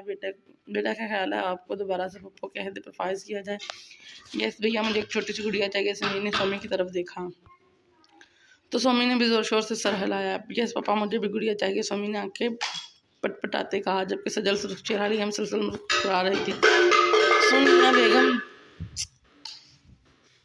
अब नौ की गुंजाइश नहीं। समीर सजल की तरफ झुककर सरगोशी में बोला, शर्म करे समीर, जब बेटी होनी होगी हो जाएगी, ऐसे कैसे होगी? इसके लिए मेरी मेहनत दरकार होगी।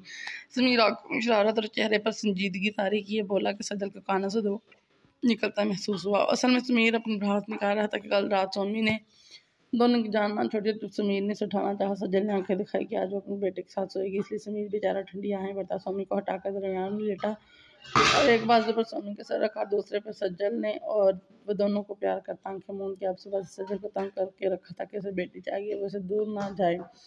उसकी इतनी बेबाकी पर सज्जल सुरख चेहरे से आंखें बड़ी करके डराने की कोशिश करती, पर समीर की अगली बात उसे शर्माने पर मजबूर कर देती। समीर, सज्जल बेचारी घूर के रहेगी, जबकि समीर की बोलती नजरें उसे बहुत कुछ बावर करवा रही थी। सज्जल को अपने इर्द गिर्द खतरे की घंटियां बजती महसूस हुई। इससे पहले कि अपना बचाव करती, समीर चेयर से उठ खड़ा हुआ।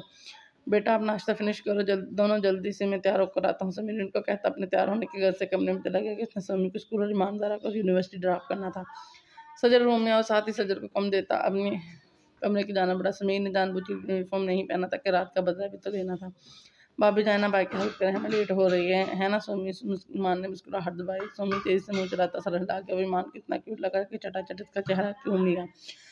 जबकि सजल अच्छे से जानती थी समीर अब इसके होश ठिकाने लगाएगा, फिर भी रात के लिए वार्न करके जाएगा। वह धक धक करती दिल को संभालते हुए उंगलियां चटकाती कमरे में दाखिल हुई। सामने ही सजल की जान का मालिक समीर शाह अपनी तवाना बाजू और चौड़े वसी सीने की नुमाइश करता, ब्राउन पैंट पहने, शर्ट लेस और ड्रेसिंग टेबल से पुश्त लगाए सिगरेट के गहरे कश लेता, काली सहराना आंखों में गहरी संजीदगी लिए सजल को देख रहा था, जो लाल टमाटर चेहरा झुकाए दरवाजे के पास टिक्की खड़ी थी कि अभी उसके एक इशारे पर भाग जाएगी। पर वो पुलिस वाला था जिसने आज तक को केस न जाने दिया था, अपनी बीवी को कैसे जाने दिया था, जो शायद भागने के बदौल रही थी। अपनी सोच पर अमल करते हुए बाहर निकलने को थी कि समीर ने एक ही जिसमें उसकी कलाई पकड़ी। अब सीन कुछ यूं तक सजल बेचारी आधी कमरे से बाहर थी, जबकि उसकी कलाई समीर के मजबूत हाथों के शिकंजे में कैद थी। समीर स्वामी बुला रहा है। सजल ने अपनी तरह बहाना गढ़ा, पर समीर ने इसकी बात पर कान धरे बगैर उसकी वही कलाई पकड़कर अपनी तरफ खींचा था कि वो लहराती हुई इसकी चट्टान जैसे सीने से टकराई। अभी वो संभल भी ना पाई थी जब समीर ने एक बाजू उसकी कमर में डालकर अपने सीने में बेचा और दूसरे हाथ से दरवाजा बंद करके इसको बाजुओं में उठा लिया। सजल आंखें पड़ाए उसे देख रही थी, जो अब मुंह में दबा सिगरेट फर्श पर फेंक कर पाँव से मसल रहा था। उसके अगले अमल का सोच के सजल अपने खुश्क लबों पर जबान फेर कर आपस में पिस्त कर गए। समीर ने बिना कुछ बोले उसकी सख्ती से पिस्त लबों को देखा, फिर सवालिया आईब्रो चुकाई, जैसे तय चाहिए कि तुम बच जाओगी। जबकि उसकी सवाल करती आंखों में देखकर सजल ने उसकी गर्दन में जल्दी से चेहरा छुपाया, उसे छुपने के लिए इसमें पनाह ढूंढ रही थी। समीर ने उसे ले जाकर ड्रेसिंग टेबल पर बैठाया और दाएं बाएं हाथ रख के उसके सुरख चेहरे को देखा। जाने से मेरी गंभीर आवाज में पकारा कि सजल को अपना दिल कानों में झटका महसूस हुआ। समीर ने उसकी थोड़ी को पकड़कर चेहरा ऊपर किया और दीवानावार उसके चेहरे पर जोकर मोहब्बत की मोहर साबित करने लगा। साथ ही सरगोशियाँ करते उससे मुतबारक कर दिया, तुम्हें जीने की तमन्ना हो तो मुझे दुख भरी जिंदगी से खुशियों भरी जिंदगी में लाएगा, जो मुस्कुराना भूल गया था। खुशी क्या होती है, रिश्ते क्या होते हैं, इनसे तुमने मुझे मुतारफ करवाया। शुक्रिया जान, मेरी ज़िंदगी में आकर यूँ रंग भरने के लिए, और अब तुम मेरे जुनून की इंतहा देखोगी। समीर इसके गाल को दांतों में दबाकर उसके लबों पर झुका। सजल को खुद पर नाज सजल उसके सीने पर हाथ रखकर उसके लम्स को महसूस कर रही थी। वो हमेशा अपनी सरगोशियों से सजल को खुद पर नाज करने पर मजबूर कर देता था और सजल उसके लम्स से पिघल कर उसकी बाहों में बिखर जाती, जैसे समीर खुद में समेट कर अपने मुताज जान को खुद में भेज लेता। दोनों एक दूसरे में खोए हुए थे। समीर की गुस्ताखियाँ बढ़ती जा रही थी जब सजल होश की दुनिया में लौटी और इसके सीने पर दबाव डाला। अब सांस नहीं आ रही थी। समीर को उसकी मुदाखलत पसंद आई कि इसके अमल में शिद्दत आ गई। जब सजल की आंखें बंद होने लगी तो समीर ने शहजादी बख्शी से अपने सीने से लगाया, पुश से हिलाने लगा। दोनों की सांस फूली हुई थी। समीर, आपको देर हो रही है। सजल गहरी सांस भरती से वक्त का एहसास दिलाने लगी। जानता हूँ जान, इसलिए तो छोड़ दिया, वरना मेरा इरादा कुछ और था। उसके सर पर थोड़ी टिकाया बोला, जबकि सजल ने इसकी बात पर उठना चाहा। जब समीर ने कोशिश नाकाम बना दी और उसकी आंखों में देखा, कहाँ मेरी तैयारी कौन करवाएगा, आपको तैयार हूँ, बच्चे नहीं हैं। सजल उसके दीवाने पर अक्सर धुंधला जाती थी। बच्चा ही हूँ मैं, जब तक मुझे शर्ट नहीं पहनाऊंगी मैं जाने नहीं दूंगा। सजल ने घूरा। समीर ने मुस्कुराकर उसके लबों को फिर से छुआ। मैं शर्ट लेकर आ रहा हूँ, खबरदार यहाँ से हिलना नहीं। वो वार्न करता वार्डरोब से शर्ट निकाल कर लाया और उसे दे दी। सजल ने कामते हाथों से शर्ट ली, उसे पहनाई। जैसे तैसे करके वो शर्ट पहनाने में कामयाब हुई, जबकि इसमें समीर ने सिवाय सजल को देखने की कोई मदद ना की और इसकी बेबाक नजरें सजल के काम पर खलल पैदा कर रही थी। बटन कौन बंद करेगा? सजल जो अब इसको देख रही थी कि देखो पहना दी शर्ट, इस पर नया हुक्म जारी हुआ। समीर, सजल बेबसी से बोली। जाने समीर, इसी के अंदाज में समीर ने सरगोशी में पुकार कर लब दांतों में दबाया। वो जानता था कि सजल अब उसकी बेबाक नजरों से घबरा रही है और कहीं इरादा ना बदल दे।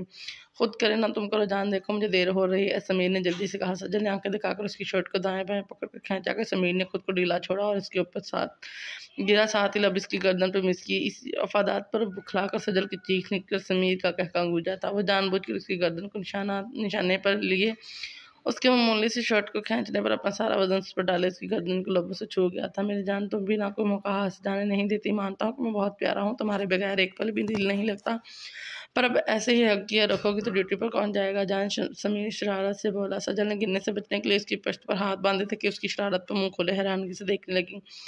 जब समीर ने आंख बंद की और उसको कमर से पकड़कर नीचे खड़ा किया और शर्ट की जानिब इशारा किया, सजल ने उसकी आंखों में देखकर बटन बंद किया और उससे रुख शीशे की तरफ मोड़ा और खुद मौका पाते ही कमरे से बाहर भाग गई। जबकि इसकी स्पीड पर समीर खुलकर मुस्कुराया था। तुम्हारी तबीयत कैसी है? अंजलिना मिचेल के पास बैठी बोली। ठीक हूँ। गोली कैसी लगी? मिचेल, तफसील से बताओ मुझे। ब्लैक पैंट शर्ट में, सर पे कैप पहने, गिरे बालों वाली वो अंग्रेजी लब्बो लहजे की हामल अंजलिना टांग पर टांग चढ़ाए पूरी तरह से मिचेल की तरफ मुतवज्जो हुई। मिचेल ने नकाहत ज़्यादा आवाज़ में सारा वाक़या एंजेलिना के कोच को आज़ार किया। तो तुमने उस लड़की को नहीं देखा? नहीं, उसने मास्क लगाया हुआ था और वह लड़की उसे मैं देख चुका हूँ। वो गैंगस्टर से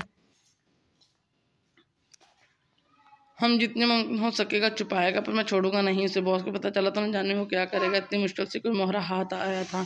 मैं खुद बॉस से बात करूंगा और इस लड़की को इनके कदम में फेंकूंगा। मिचेल शैतानी दिमाग में कुछ सोच कर बोला, मानो बेटा अपना ख्याल रखना और जब घर जाने लगो अपने भैया को मैसेज करना, अकेले नहीं जाना जब तक ड्राइवर ना आए, अंदर ही रहना। उनके बेटा समीर ने ईमान को यूनिवर्सिटी ड्रॉप किया। उसके सब पर लब रखते और चेहरा थपथपाकर रोज़ वाली हदायत देता। सन ग्लासेस लगा गाड़ी को तेज स्पीड से उड़ा ले गया। ईमान स्टिक की मदद से छोटे छोटे कदम लिए अंदर बढ़े। सामने ही एमबी ग्रुप का लीडर अहमद दरानी लड़कों के जुर्मन में चेहरे पर दिलकश मुस्कुराहट से जाए खड़ा, कितनों के दिलों की धड़कन बढ़ा रहा था। ईमान ने सर झटका और दरिश कमिश करते अपने डिपार्टमेंट की जाना बढ़ी। ईमान तभी किसी ने जोरदार आवाज से पुकारा। ईमान ने अपने नाम पर कार पर मुड़कर देखा तो उसकी क्लास फेलो रिम्शा तेज तेज कदम उठाती उसकी जाने आ रही थी। क्या हुआ रिम्शा, इतनी बुखलाई हुई क्यों लग रही हो? यार वो सरत स्किल का टेस्ट है आज और उन्होंने मुझे वार्निंग दी है। कैसी वार्निंग? अगर इस बार भी मेरे 20 में से 5 नंबर आए तो वो मुझे प्रिंसिपल के सामने पेश करेंगे। मैंने कहा कि सर इस बार मेरे कार्ड तोड़ने की पूरी कोशिश करूँगी और 2 नंबर ले लूँगी। तो सर ने मेरी इंसल्ट की और ऑफिस से निकाल दिया। रिम्शा अपना दुखड़ा रोने लगी। और ये तो वाकई बुरा हुआ। ईमान हंसी रोकते बोली, हाँ ना आप तो मेरी मदद कर दो प्लीज़। कैसी मदद यार? तुम ना बस मुझे आज चीटिंग करवा देना प्लीज़, अपना टेस्ट मुझे दिखाना। अब परेशानी में मुझसे तैयार नहीं होना। रिम्शा ईमान के हाथ पकड़ कर मिन्नत भरे लहजे में बोली, देखो ये तो गलत है पर तुम इतना स्टार कर रही हो तो दिखा दूंगी। ईमान को इस नमूने पर तरस आकर हामी बैली, सच्ची हो thank you so much strawberry. Rimsha फटते जिस बात में ईमान के गले लगी। रिम्शा क्लास में जूली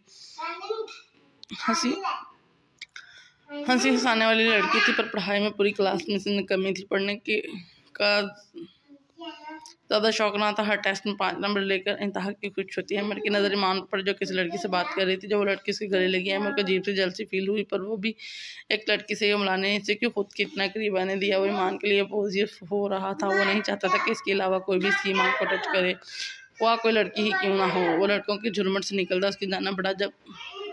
जहाँ अब वो दोनों एक दूसरे का हाथ पकड़े कोई बात कर रही थी। अमर ने झटके से ईमान का हाथ छुड़ाया। उसकी ग्रुप और आसपास के स्टूडेंट देख रहे थे जब वो ईमान का हाथ पकड़कर दूसरे हाथ से स्टिक लेकर उसके डिपार्टमेंट की जाना बढ़ा। उनको देखकर सब चेम गुइयाँ करने लगे। अहमद क्या कर रहे हो? छोड़ो मेरा हाथ। ईमान नीचे आवाज़ में चुपा कर बोली, छोटे सब बातें कर रहे हैं। पर वो डीट बना सबको नज़रअंदाज करता उसका हाथ पकड़े आगे बढ़ता रहा। अब बोलो क्या कह रही थी? वो उसे खाली क्लासरूम में ले आया और इसका हाथ छोड़कर पूछने लगा, कुछ बताना पता ही ना हो, तुम्हारा दिमाग ख़राब है? पता है सब कितनी बातें कर रहे हैं। ईमान चलाई, अच्छा कब वो अनजान बना? अभी मैंने तो नहीं सुनी। तुमसे तो बात करना है फजूल है। वो गुस्से से बोलकर वहाँ से निकलने लगी। अगर किसी ने इन दोनों को अकेले कमरे में देख लिया तो ईमान को फिक्र सताई जा रही थी। रुको, उसकी शायद आवाज़ पर ईमान के कदमों को ब्रेक लगा। पहली बात, मैं किसी का बंद नहीं और ना ही मैं लोगों की परवाह करता हूँ। आज नहीं तो कल सबको पता चली जाना है तो मेरी क्या हो। दूसरी बात, मेरी कान खोल कर सुन लो, आज के बाद तुम किसी भी लड़की को अपने करीब नहीं आने दोगी। तुम्हारी फैमिली और भाभी माँ के अलावा मैं किसी को तुम्हारे करीब ना देखो, ना ही तुम अपनी क्लास के किसी भी लड़के से लड़की के गले मिलोगे। हमारे ठहराती आवाज़ में वार्निंग देते लहजे में बोला था, जबकि मान की उसकी बात पर हैरान करती थी। लड़का उसे हैरान करने का कोई मौका जाने नहीं देता। वो आगे बढ़ा और उसके माथे पर लब रख दी। ईमान करंट खाकर पीछे हुई।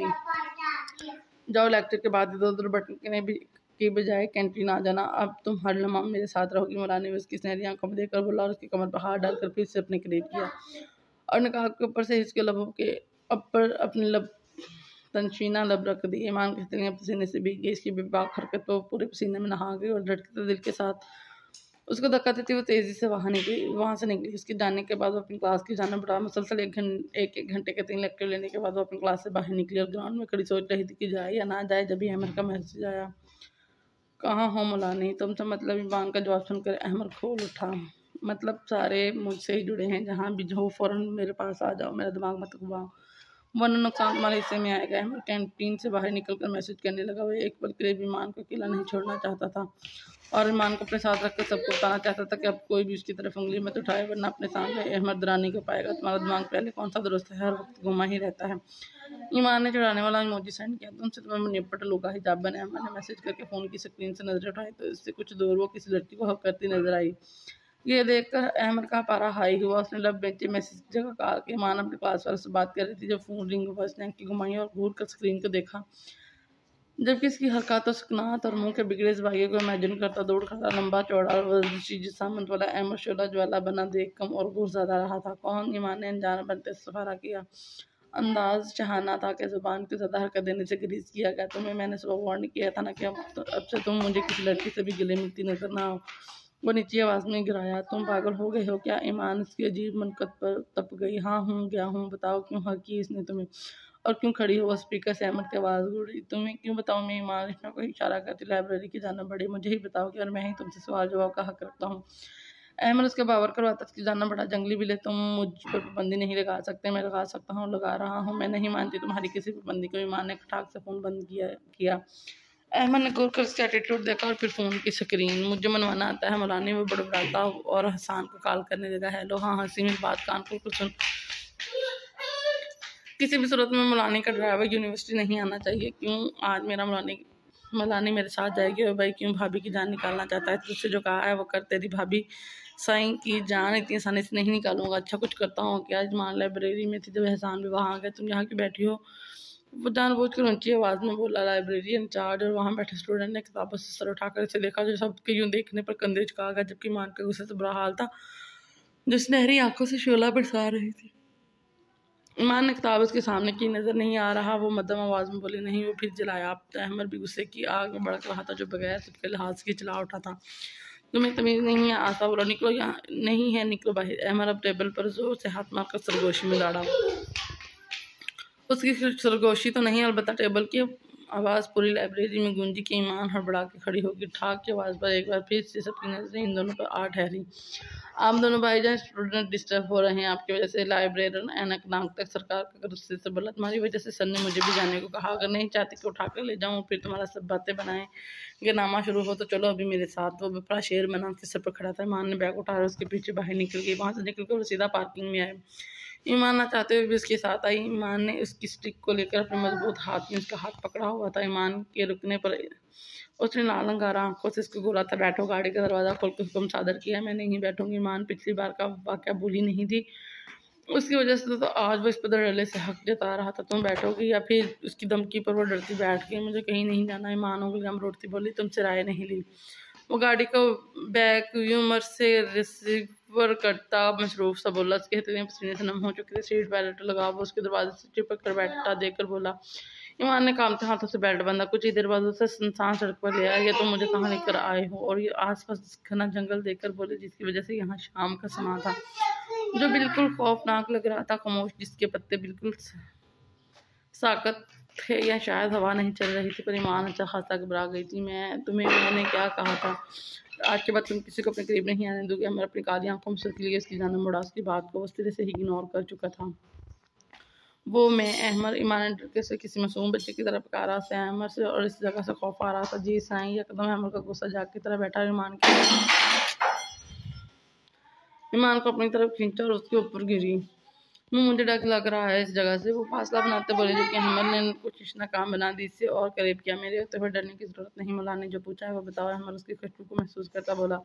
वो खुद मिली। ईमान में मनाई तुमने करीब आने के दिया। आपकी वारिस की कमर पर गिर पर सकती। वो शुक्रिया करने आई थी। ईमान का आई।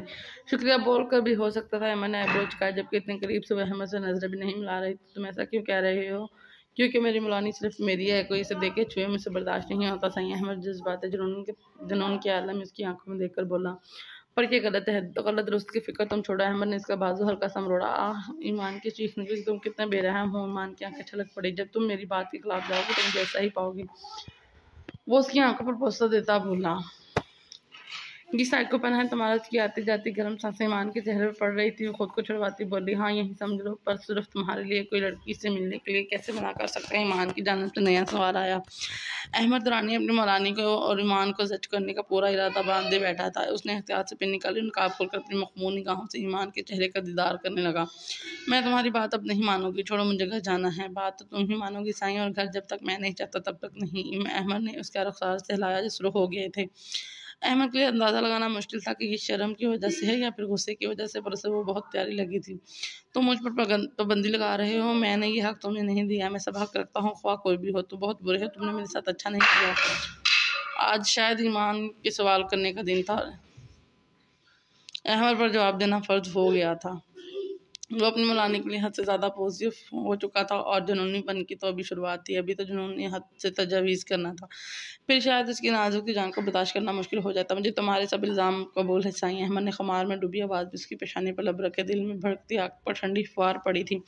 जबकि ईमान ने उसके लम्स पर आंखें मींची। तुम इसे इल्ज़ाम कह रहे हो जबकि ये सच है। ईमान ने उसके सीने पर 2 उँगलियों से शर्ट को पकड़ कर रात वाले अमर फिर से दोहराती चुटकी काटते बोली, आह ज़ालिम बिल्ली, इस बार से वाक़ई दर्द हुई थी। ईमान के लब मुस्कुराहट में ढले पर छुपा गईं। तुमने कौन सा मेरे साथ अच्छा किया है? मेरी फ़ाइल गिरा दी, मुझे 2 बार थप्पड़ मारा, मेरा इतना सा रिएक्शन तो बनता था। वो उसको मज़ीद करीब करता बोला, ये इतना सा रिएक्शन था, हम सिर्फ इतना सा। अहमद खुमार ज़्यादा आवाज़ में बोला जबकि मैं मुसलसल चेहरे पर टिकी थी। और तुमने क्या किया? मुझे किडनैप किया और फिर निकाह भी कर लिया। मुझ पर रोब झाड़ते हो, हुक्म देते हो, मुझे तंग। अभी ईमान तेजी से बोलती लब दांतों में दबा गए जबकि अहमद की खुमार और लौदा नजर उसके बोलते होंठों पर टिकी जो नजरें झुकाए बैठी थी। साईं अब तुम फिर से इल्ज़ाम लगा रही हो? तंग कब किया? अहमद दिलकशी से मुस्कुराया। ईमान की नजरें उसके निचले लब के तिल पर पड़ी। उसने सरसरी सा देखा था कि कभी गौर नहीं किया था अहमद का डर और कुर्बत उसके हवास बहाल कब रहने देती थी कि वो यहाँ वहाँ देखकर अपने हवास काबू पाने की कोशिश करती है। तुम ये सब कब ख़त्म कर रहे हो? ईमान झुंझलाकर बोली, कभी नहीं मुलानी, तुमने बदला ले तो लिया है। उसे डर था कि अहमद उसके दिल पर कब्जा जमा लेगा, पर वो कब्जा तो कर चुका था, बस एहसास होना बाकी था। मुलानी वो सब मैंने बदले में के लिए किया, पर अब ये नामुमकिन है मेरे लिए। अहमद ने उसके दूसरे गाल पर लब रखे, तुमने मेरी इज्जत ख़राब कर दी है। ख़राब नहीं, अपनी इज्जत बनाया है। सारी यूनिवर्सिटी में मेरे किरदार पर बातें बना रही हैं, मैं तुम्हारा किरदार का गवाह हूँ। तुम्हारा शौहर अहमद, उसको खुद ने सख्ती से बेच दिया। मुलानी अगर अपनी खैरियत चाहती हो तो किसी को अपनी करीब बताने देना, और ये मैं आखिरी बार कह रहा हूँ। उसको खींच कर अपनी गोद में बिठा चुका था। मैं तुम्हारी कोई बात नहीं मानूंगी। बुरे बिल्ली, ईमान ने इसके सीने से सर उठाकर गुस्से में कहा, इस दिन तुम मुकम्मल मेरी दस्तरस में होगी। मेरे कमरे में उसकी सुई वहीं अटकी देखकर अहमद ने सख्ती से कहा, कहकर उसका सर फिर से अपने सीने पर टिकाया, तुम मुझे पागल कर दोगे? हाँ कर दूंगा। मैं चाहता हूँ तुम मेरे लिए पागल हो जाओ, पर ऐसा होगा नहीं। ईमान ने इसकी उम्मीदों पर पानी फेरा। दोनों एक दूसरे के लम्स को महसूस करते साथ शिकवे शिकायती बनमार कर रहे थे। एक शिकवा कर रहा था तो दूसरा जवाबे शिकवा दे रहा था। बहुत जल्द हो गए। अहमद इसके लब पर सर पर लब रखते बोला, तुम्हारा वहम है, मेरा दावा है। मरानी छोड़ो मुझे। ईमान ने इसकी सुकून से जवाब देने पर कराई। वो उसे तकलीफ देना चाहती थी, उसे एहसास करवाना चाहती थी कोई कितना गलत कर रहा है उसके साथ। वो तो आंखें मूंदे इसे एहसान में लिए सुकून महसूस कर रहा था। कभी नहीं। घर जाना है, देर हो रही है, होने दो, पर मेरी मर्जी के बगैर तुम हिल नहीं सकती। तुम मुझे हुक्म दे रहे हो? हाँ दे रहा हूँ। तुम जंगली हो। हाँ तुम इस जंगली की बीवी हो, मैं नहीं हूँ तुम्हारी बीवी। अच्छा तुम जुटला नहीं सकती। मुझे तलाक चाहिए। वो उससे फट पड़ी। मजाल है सॉरी मजाल है जो इस बंदे ने सॉरी के एक लफ्ज़ बोलकर इसके जूठे दिल से सुकून पहुंचाया, उल्टा मजीद उसे सुलगा रहा था। बकवास नहीं, यकदम अमर का पारा फिर से हाई हुआ। हाँ तो तुमने बदले निकाह किया था, वो हो गया पूरा, बस आती करो, मुझे ज़िंदगी अज़ाब कर दी है मेरी। वो कहती उठने लगी, मैं कह रहा हूँ ये बकवास मत करना, तुम्हें समझ नहीं आती मेरी बात। अहमद उसे फिर से गोद में गिराते बुलंद आवाज़ में दहाड़ा। ईमान की चीख निकला। खौफ से ज़्यादा चेहरा लिए इससे पट्टी आंखों से उसके सुर्ख चेहरे और लाल आंखों को देखने लगी। गाड़ी के शीशे बंद होने से उसकी धाड़ अंदर तक दूर दूर रह गई थी। मैंने तुम्हें क्या कहा था? बोलो। वो सद आवाज़ में उससे पूछने का, मैं ये लफ्ज़ मुँह से ना निकालूँ। वो मदम आवाज़ में दक दक करते दिल से बोली कि सामने सच में शेर देख लिया हो और बचने की विद कर रही हो, फिर तुमने क्यों दोहराया ये जुमला? तुम चाहकर भी मुझसे अलग नहीं हो सकते। डैमिट। और मैं तेज तेज सांस लेता उसके चेहरे पे फंकारा और उसके लोगों को अपनी गिरफ्त में लिया। वो बेरहम बना उसकी सांसों को कैद में लिए हुआ था जबकि ईमान उसके सीने पे हाथ मारती पीछे हटने का कह रही थी। उसकी धड़कन मदम पड़ती जा रही थी जब अहमद दूर हुआ और उसे उठाकर उसकी सीट पर बिठाया। आज के बाद मेरी किसी बात से इख्तलाफ नहीं करोगी तुम, ना ये लफ्ज़ बोलोगी। वो दिन तुम्हारा इस दुनिया में आखिरी दिन होगा। अहमद उसका नकाब लगाकर उसकी पेशानी के लोगों से छुआ और सीट बेल्ट लगाई। वो कुछ देर अपने मुलानी से बात करना चाहता था, उसकी सुनना चाहता था, जानता था कि उसकी मुलानी क्या कुछ दिल में छुपाए बैठी है। बतलाक वाली बात से गुस्सा दिला के इसके बगैर जीना तस्वर भी नहीं कर सकता था, और ये राहें जुदा करने का सोच रही थी कि अब इसे मालूम ना था कि वो उसके लिए ऑक्सीजन बन चुकी थी। अगर इसे ऑक्सीजन ना मिलते तो इसका वजूद बेजान हो जाएगा। वह ड्राइविंग के दौरान यही सोच रहा था जबकि ईमान उसके चेहरे का ताज और देकर बार बार हरकत कर रही थी। जब गाड़ी सिग्नल पर रुकी, ईमान ने नजर घुमाई और साथ खड़ी गाड़ी को देखा, पर इसमें बैठे वजूद को देखकर ईमान की आंखें फैली और जिस्म को कवाने लगा। वो इस चेहरे को हजारों चेहरे में पहचान सकते थे। सालों बाद इस चेहरे को आदमी को देखकर ईमान का सांस सीने में उलझने लगा। इसका खौफ पूरे जिस्म इसलिए करके आंसू तेजी से बहने लगे। वो शख्स को देख रही थी जो किसी से फ़ोन पे महज गुफ्तगू करने नहीं। इसने अपने मुंह पर दोनों हाथ रख कर चीख का गला घोंटा। गट्टी गट्टी आवाज़ पर अहमद ने उसकी जानब देखा, पर उसकी कप कपाते हाथों जो उसने चेहरे पर रखे थे देखकर परेशान हो उठा। क्या हुआ मौलानी? नहीं छोड़ो, मुझे बचाओ भाई। वो बड़बड़ा रही थी, शायद अपने हवास में नहीं थी। ईमान अहमद ने इसे बाजू से पकड़ के अपनी तरफ खींचा। अहमद अहमद मुझे बचा लो, वो गंदा है, वो बहुत गंदा है, मैं मर जाऊंगी। ईमान उसकी शर्ट पकड़ के गहरे सांस भरती बोली, जैसे आसपास ऑक्सीजन की कमी होगी। इश मुलानी में होना कुछ नहीं होगा, कोई भी मेरी मुलानी को हाथ नहीं लगा सकता। उसकी हालत पे अहमद ने उसे सीने से लगाता लहू रंग आंखों से बोला, वो इधर गाड़ी में। वो ईमान ने इशारा किया कि तब तक सिग्नल की बत्ती जलने पर वो गाड़ी आगे निकल गई, पर अहमद ने गाड़ी का नंबर देख लिया था। रिलैक्स, देखो कोई भी नहीं है वहाँ। ईमान ने अपना उसने ईमान का चेहरा बाहर की जाना बढ़ा, जबकि पीछे से गाड़ियों के हाथ पर वो दूसरे हाथ से गाड़ी कंट्रोल करता आगे बढ़ चुका था। वो वहीं था, मैंने देखा था। पर अहमद बिना कुछ बोले उसका सर अपने निशाने पर टिका चुका था। सिर्फ पता लगाना था कि गाड़ी किसकी है आगा, जिसकी वजह से उसकी मुलानी खौफज़दा हो चुकी थी। हम नानी हाउस के लॉन में सब बड़ों की नज़र ज़ुहैब पर टिकी थी। बेटा, तुम्हारा जो फैसला होगा हम बिल्कुल एतराज़ नहीं करेंगे। फवाद साहब उसके कंधे पर हाथ रखते बोले, तायाजान मुझे कोई इतराज़ नहीं, पर शैला को ज़रूर होगा। ज़ुहैब ने कंधे झुकाए। उसके इतराज़ की अहमियत कौन देगा? वही होगा जो अब फैसला कर चुके हैं। इजाज़त उंगलियों से कनपटी सहलाते बोला। उसे सुबह ही फवाद साहब ने बताया था, तो उसके गुस्से से बुरा हाल हो गया था। वो तो शैला को 2-4 मारने के इरादे से उसके कमरे में जा रहा था, पर उसके बाप चचा ने रोक लिया। ड्रिंक की वजह से शैला अभी तक सोई पड़ी थी। उसे डोज ही इतनी हैवी दी गई थी कि सुबह से शाम होने को आई थी, पर उसकी नींद अभी तक बरकरार थी। फवाद, तुम क्या कहते हो? भाईजान, ज़ुहैब पर मुझे यकीन है उसने कुछ सोच समझ कर ही ये फैसला लिया होगा। ज़ुहैब शैला को राह रास्त पर ले आएगा। उस उम्र में बच्चे भटक जाते हैं, वालिदैन को उन पर कड़ी निगरानी रखनी चाहिए।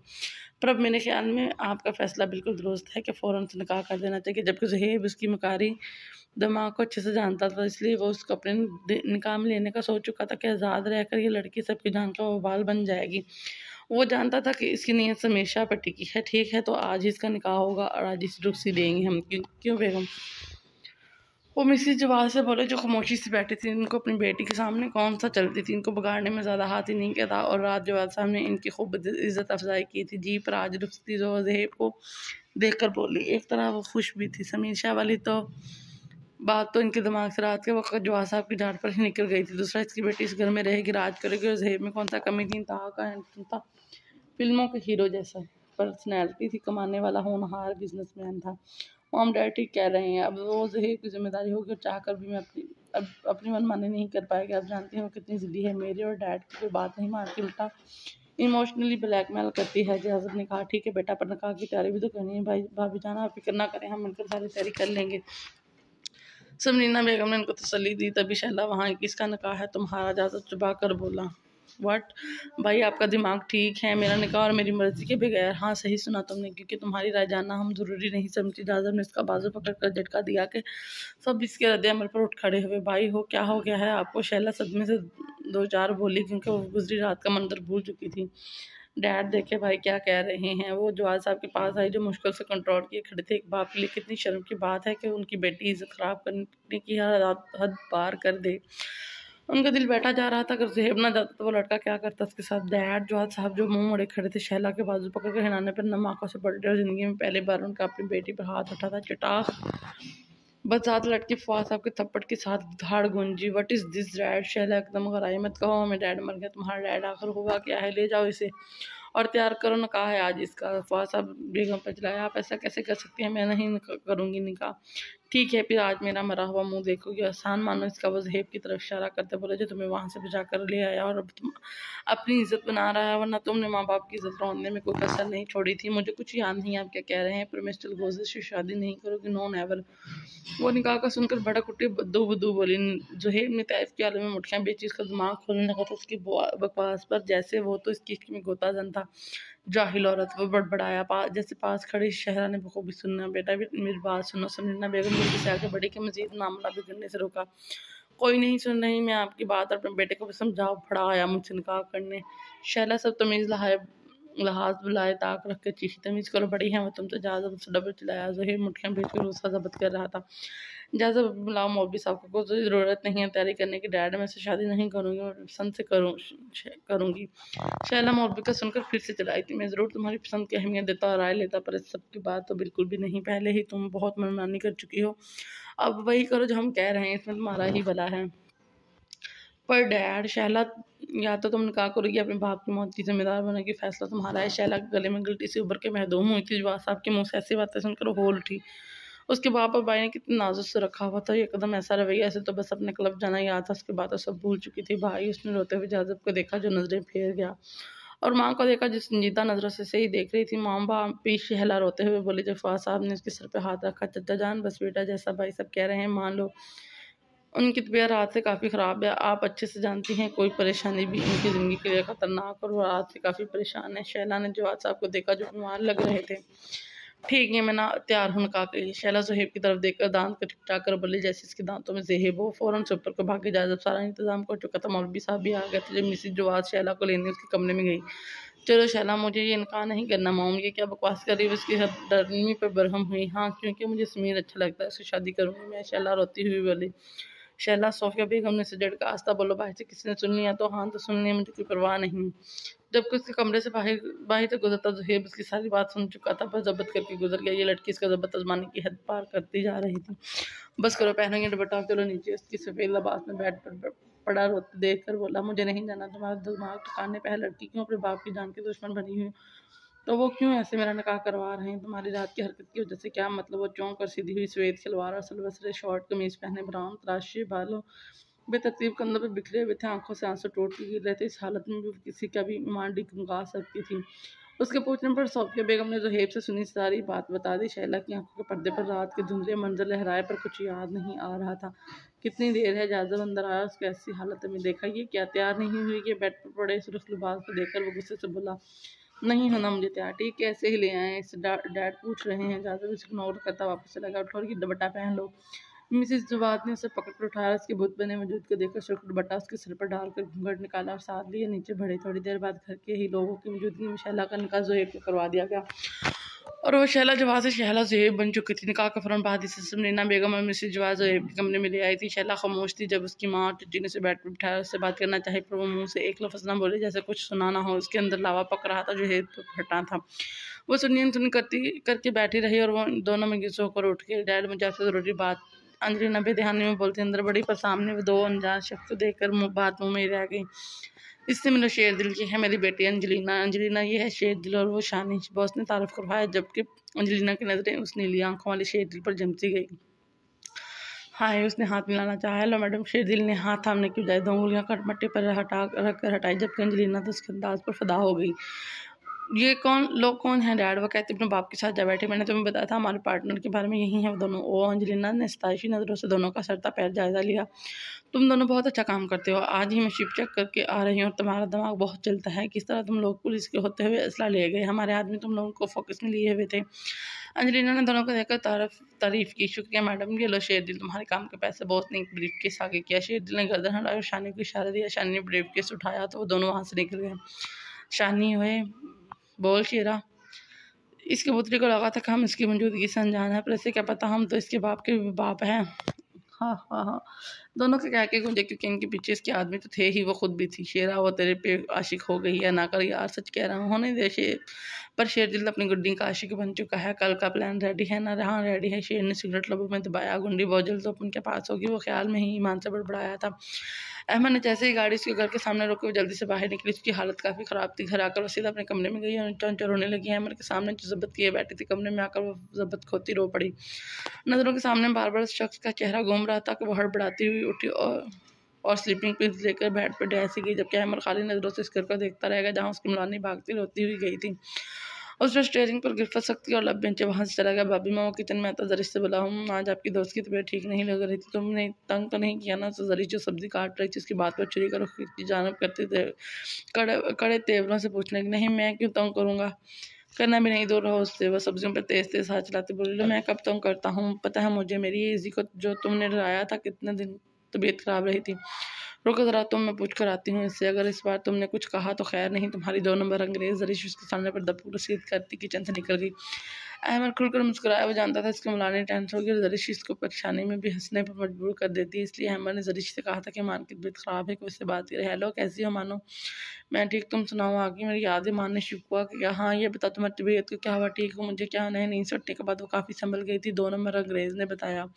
हाँ थोड़ी सी थी, अब ठीक हूँ। जाने मन क्या लगा कर अपना जरीश विंडो से बाहर देखती बोली। उसके दरवाजे की समेत पुश्त थी। जब इब्राहिम कमरे में आया, नजर उस पर पड़ी जो स्किन कलर की शलवार कमीज पर रेड बटा शाने पर डाले, लंबे बाल खुले छोड़े हुए थे जो अब शारे की तरह कमर में बिखरे थे। वो उसकी मौजूदगी से यकसर अनजान थी कि उसकी बात पर इब्राहिम ठटका। तो मेरी मेरी फिक्र है, ना यूं नहीं आ रही हो ना कोई और बात। यार मैं खुद परेशान थी। इब्राहिम अपना कोट कंधे पे डाले, दोनों हाथ पॉकेट में डाले खड़ा उसी को देख रहा था। क्या परेशानी? ईमान ने पूछा। कल यूं नहीं आऊंगी तो बताओगी क्या? सर ने इजाज़त दे दी? ईमान ने अगला सवाल लगा। हाँ दे दी इजाज़त रोमन रिंग ईमान पर। अरे तुम्हारे जीजू इब्राहिम दरानी जरी शीशे पे उंगली जाती बोली। इब्राहिम ने अंगूठे से दाढ़ी को सहलाया और मुस्कुराहट दबाई। वाह क्या नाम दिया है! नाम तो मैंने जिसामत देख कर दिया है, पर खूबसूरती में वो रोमन रिंग सर से बहुत पीछे हैं, उसका कोई मुकाबला नहीं कर सकता। अच्छा जाना, मैं बाद में बात करती हूँ। रोमन मेरा मतलब बरहान जी आने वाले हैं। जरीश ने शर्माने की नाकाम एक्टिंग की। और क्या अपना ख्याल रखना। जरीश फोन बंद करके मुड़ी ही थी कि सामने बरहान को देख कर हैरान हुई। आप वो मैं जाने नहीं, मेरा मतलब मैं अपने दोस्त से बात कर रही थी। अच्छा। बरहान ने अच्छा को लंबा खींचा और कोट उतार के सोफे पर फेंका। जी मैं जान से ही बोलती हूँ। जरीश सर झुकाकर बोली। और रोमन रिंग वो कदम पर कदम इसकी जाने बढ़ा। वो मैं सर को जरीश इसको अपनी तरफ बढ़ते देख कर पीछे की तरफ कदम लेने। सर कौन? वो है एक सर। जरीश बुलखलाई हुई सी विंडो के साथ लगी। नाम बरहान उससे 2 कदम की दूरी पर आन ठहरा हुआ। नाम जरीश ने पलके झपकी। हम नाम बताओ। बरहान कहाँ बखने वाला था? पालक। वेट, मेरा मतलब सर पालक कौन सा तुम्हारा सर है? बरहान ने कट वाले आईब्रो चुकाई। वो सर पालक काटी है मैंने। जरीश ने जान छुड़ा के भागना चाहा। क्या कि बरहान आ गया। बताने जानब से निकलने लगी कि बरहान उसे जानब आ गया। पालक भागे नहीं जा रही। मेरे सवाल का जवाब दो। अभी तक पैन के पॉकेट में हाथ डाले उसकी गहरी नजर से देख रहा था। मैं नहीं बताऊंगी। बरहान 2 कदमों को फैसला उठाता उसके करीब हुआ। बता रही हूँ ना। बरहान ने उसकी दाएं जानब हाथ उसकी दाएं जानब रखा कि जरीश की धड़कनें बढ़ने लगी। सर वो आप है? रोमन रिंग जानता हूँ। बरहान ने भी निहायत से कंधे झुकाए जैसे खुद पर नाज किया। जरीश ने सर उठाकर अपने ऊपर छाए खड़े बरहान को देखा। तो तुम रेसलिंग देखती हो? बरहान ने संजीदगी से हस्तवारा किया। जरीश तो बट्टे को मुट्ठी में जगड़ सीने से नम हथेलियों में बेच रही थी कि उसकी बात पर झटका लगा। जिससे मैंने कोई अनोखा सवाल तो नहीं पूछा? मैं नहीं देखती रेसलिंग शेसलिंग। छोटी सी जरीश सर उठा के बोली। बरहान को शायद इस छोटी लड़की से बात करने में मजा आ रहा था, इसलिए हंसी आ रही थी कि ये है अहमद साहब की भाभी माँ जो इसके मुश्किल सीने तक आती थी। अच्छा तो तुम शेसलिंग देखती हो? मजीद बरहान मजीद करीब हुआ और दूसरा हाथ बाएं जानब करके इसकी राहें मस्तूद कर दी। नहीं सर, ये आप क्या कह रहे हैं? मैं जरीश अपनी पोजीशन का ख्याल किए बगैर इसकी बात पर होड़ उठी थी कि सर क्या सोच रहे हैं। तो तुम बताओ कैसे जानती हो उसे? बरहान को जरूर जेलसी होती, पर दिल तब ठंडा हुआ जब उसकी बीवी ने तारीफ की थी कि रोमन रिंग तो इस वाले रोमन रिंग के कुछ भी नहीं।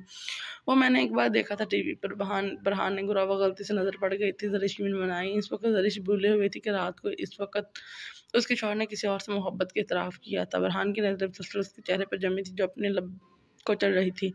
उसका नाजुक सरापा हौले हौले लर्ज रहा था जब जैसे किरबतों सांसें बमुश्किल ले रही थी। बेटा जरीश उसके साथ रिश्ता के भाव अल्लाह ताला ने कितनी अच्छी लड़की तेरी किस्मत में लिखी है। उसके फैसलों पर राजी हो जाओ, तेरे दिल को सुकून देगा। बेशक सुकून सिर्फ महरम से मोहब्बत करके हासिल होता है। वो तेरे लिए ना महरम है, इससे भूल जा। अगर भूल नहीं सकता तो याद भी मत कर। महरम की जानब रुजू कर जिसको अल्लाह ने तुझ पर हलाल किया है। उसके कानों में बीजी की बात गूंजी। सच्ची तो कह रही थी बीजी की औलाद थी। वो उसकी कब्र पर सब भूल चुका था। जिसका मतलाशी था वो उसे इसकी महरम से मिला था। जरीश इसको शटल देकर जाने लगी। सोचो के भंवरे से निकल कर बरहान ने इसकी कमर में हाथ डालकर वापस आपका पोजीशन पर खड़ा किया। मैंने जाने को कहा। हाथ अभी तक कमर में मौजूद था। नहीं तो ये हमाकत क्यों? जरीश को मोश रही जब बरहान अचानक से झुका था और उसकी गर्दन के तिल पर लब रख दिया। जरीश को लगा जैसे किसी ने दहकता कोयला इसकी गर्दन पर रख दिया हो। वो आंखें फाड़े देख रही थी जब इसकी मजीद खुशबू गहरे सांस भरता दूर हुआ। कपड़े निकालो मेरे कहते ही वो बाथरूम में बंद होगा जबकि जरीश सुरक्षित चेहरे से तेज होते धड़कन के साथ बंद दरवाजे को देख रही थी।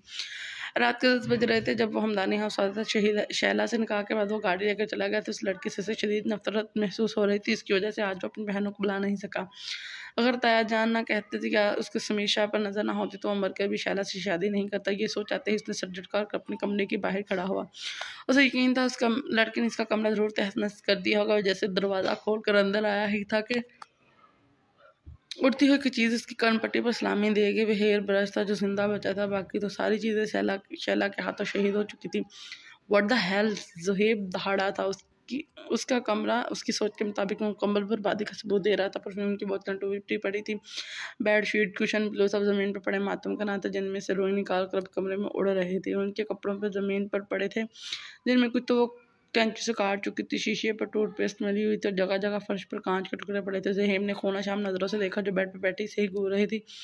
ये क्या बदतमीज़ी है जाहिल औरत। ज़हीब एक ही जिस्म के सर पर खड़ा चीखा। वो अपने कपड़े और महंगी परफ्यूम के हालत पर चीखा, तुम जाहिल मत जाओ। वो भी कर आई थी, बकवास बंद करो नहीं तो मुंह तोड़ दूंगा तुम्हारा। क्या जाहिलियत देखी है मुझ में, और मैं तुम्हारा आज सर फाड़ दूंगी। तुम हो जाहिल, जाहिल मर जाओ। मुझसे शादी करने के लिए प्लान बनाया मुझे वो शीशे का आवाज़ अपने दुपट्टे से निकाल कर बोली जिसने ज़हीब को मारने के लिए छुपा रखा था।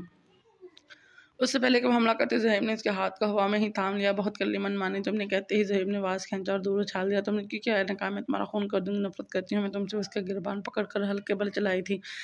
चिटाख ज़हीब ने इसका हाथ झटक कर उल्टे हाथ का थप्पड़ मारा था कि वो ऊंधे मुंह बेड पर गिरी। अगर तुम्हारे मुंह से आवाज़ निकली तो ज़ुबान काट दूंगा तुम्हारी। शरा ने हर सारा नज़रों से सर उठाकर उसे देख रही थी, जिसकी आंखों से चिंगारियां निकल कर सामने वाले को बसम कर देना चाहती थी। आज के बाद वही करोगे जो मैं कहूँगा। तुम्हें क्या लगा था कि तुम मेरी बहन का घर खराब करने की कोशिश करोगे, मैं तुम्हें बख्श दूंगा? निकाह मैंने तुमसे सबक सिखाने के लिए क्या बना, तुम मेरे म्यार के हरगिज़ नहीं हो। ज़हीब ने खाक से बोला कि शहला को अपने वजूद में चोटियाँ रेंगती महसूस हुई। मेरी इजाज़त के बगैर तुम्हें अब से खाने पीने की भी इजाज़त नहीं आई, समझ उठो और समेटो ये सब। जबकि शैला का दिमाग सुन हो चुका था। जब ज़हीब झुका था उसके बालों से पकड़ा था। सुना नहीं, वो उसके मुंह पर धाड़ा कि शैला का चेहरा सफ़ेद पड़ गया था। आज तक किसने इस तरह कहाँ बात की थी उससे? वो कहाँ आती थी गुस्से नाराज़गी की, बल्कि वो तो दूसरों पर करना जानती थी। उसको धक्का देती बाहर की जानब भागी के दरवाजे तक पहुँचने से पहले ही ज़हीब ने उसे बाजू से पकड़ लिया और उसको पुश्त पर ले जाकर मोड़ा। छोड़ो मुझे भी कोई शौक नहीं पकड़ने का। उठाओ ये सब, 5 मिनट में तुम्हारे पास सब कुछ पहले जैसा करो। उसने झटका दिया था कि शैला फर्श पर गिरी।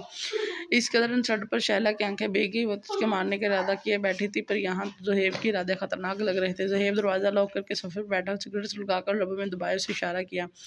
शैला को आज इसके तेवर देखकर खौफ महसूस हो रहा था। उसकी घुटती उठ कर सबसे पढ़ना शुरू कर दिया। ज़हीब के लबों पर तंजिया मुस्कुराहट दराई, मतलब इस तेज काम को लगाम डाली जा सकती थी। 5 मिनट बाद वो सब दुरुस्त किया खड़ी थी। जब इसकी नज़र उसके होलिये पर गई, वो उसकी दुल्हनती से एहसास हुआ जो बगैर दुपट्टे के तमाम तरनाइयों के साथ खड़ी से देख रही थी। उसे ज़हीब की बेबाक नज़रों का एहसास हुआ तो जल्दी से बेड पर पड़ा दुपट्टा उड़ा।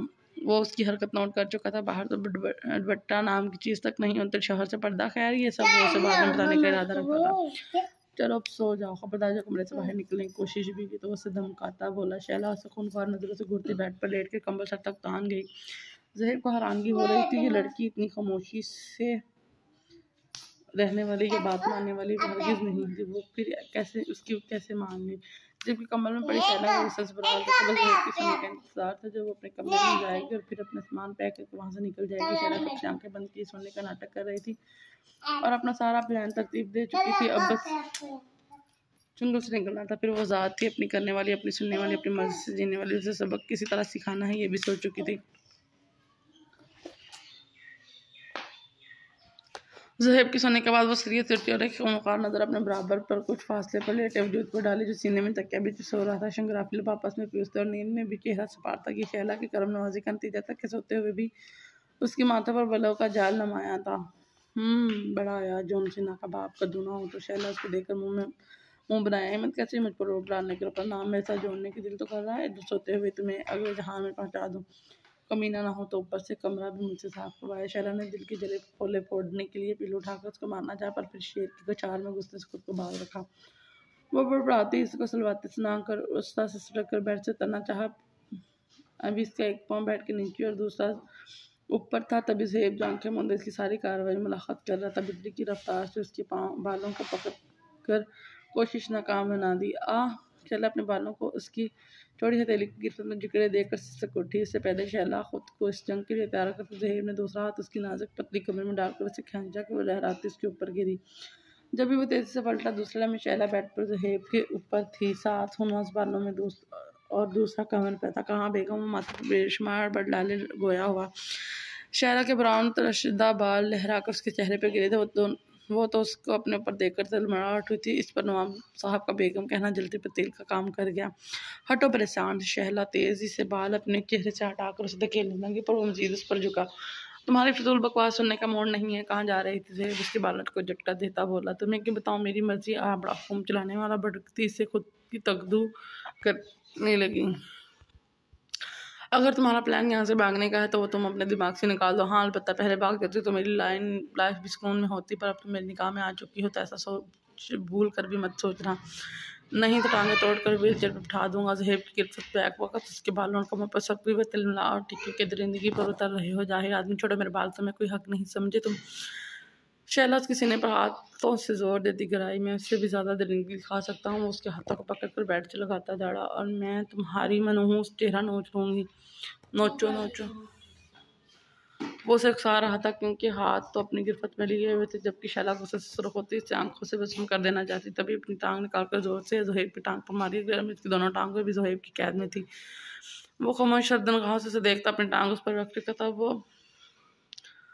अब वो मुकम्मल शैला पर किसी देव की तरह हावी हो चुका था। अब तुम नोचोगी या मैं नोचूंगी, खारिज से बोला। शैला का सांस फूलने लगा। वो छटपटाई, छोड़ो मुझे, कमीने इंसान, मैं डैड को बता दूंगी। वो अपना तनफ्फुस बहाल करने की कोशिश में बोली, मैं बताने लायक छोड़ूंगा ही नहीं। इसीलिए घर ज़ुहैब उसके तेवर देखेगा। जब दोनों मुकाबलेबाजी में लड़ रहे थे, दोनों नापसंदीदा शख्स के रिश्ते में मुंसलिक होकर अपना अपना गुस्सा निकाल रहे थे, जो कि दोनों को जायज़ हक था। उसके दिल और दिमाग अपने लड़ने वाले हक जारी रखने पर उकसा रहे थे, जिस पर दोनों अमल करके एक दूसरे की मुकद्दर में मात ठहराना चाहते थे। तो पीछे हटो, ना हटो तो आज तुम कत्ल हो जाओगे मेरे हाथों। पहले खुद तुम मुझसे बचाओ तो सही। तुम दलील खदे में तुम्हारा खून पी जाऊंगी, और तुम हमारा लड़के, तुम्हें क्या लगता है हमारा गर्दी करने के लिए छोड़ दूंगा? मैं तुम्हारा खून समेत सूद समेत वापस चूस लूंगा। बहुत शौक है ना दिल बहलाने का, चलो आज अपने शौहर का दिल बहलाओ। वो क्लब का मंदिर याद करके तरफ उठाइए, क्या बकवास कर रहे हो? शैला इसकी बात पर हैरान होती, जब भी ज़ुहैब उसकी नरम और नाजुक पंखुड़ी जैसे लबों पर झुका हुआ शैला को इस तरह कैद कर चुका था कि वो हरकत करने से कासिर रही। ज़ुहैब अपना सारा गुस्सा इस पर डाल रहा था, और शैला की हालत मरने के मुतरादिफ पहुंच चुकी थी। तभी वह एक गहरा कट लगा कर पीछे हुआ। शैला ने आंखें जोर से मीची हुई थी, और इसका स्टेप आवाज़ कब पा रहा था। कहाँ उम्मीद थी कि ये शख्स ऐसे भी कोई हरकत करेगा। दोनों तो लड़ रहे थे। ज़ुहैब को अजीब सा एहसास हुआ कि उसके निचले लबों की बूंद निकल रही थी। वो एक बार फिर से झुका और इन बूंदों को भी अपने लबों से चूम लिया।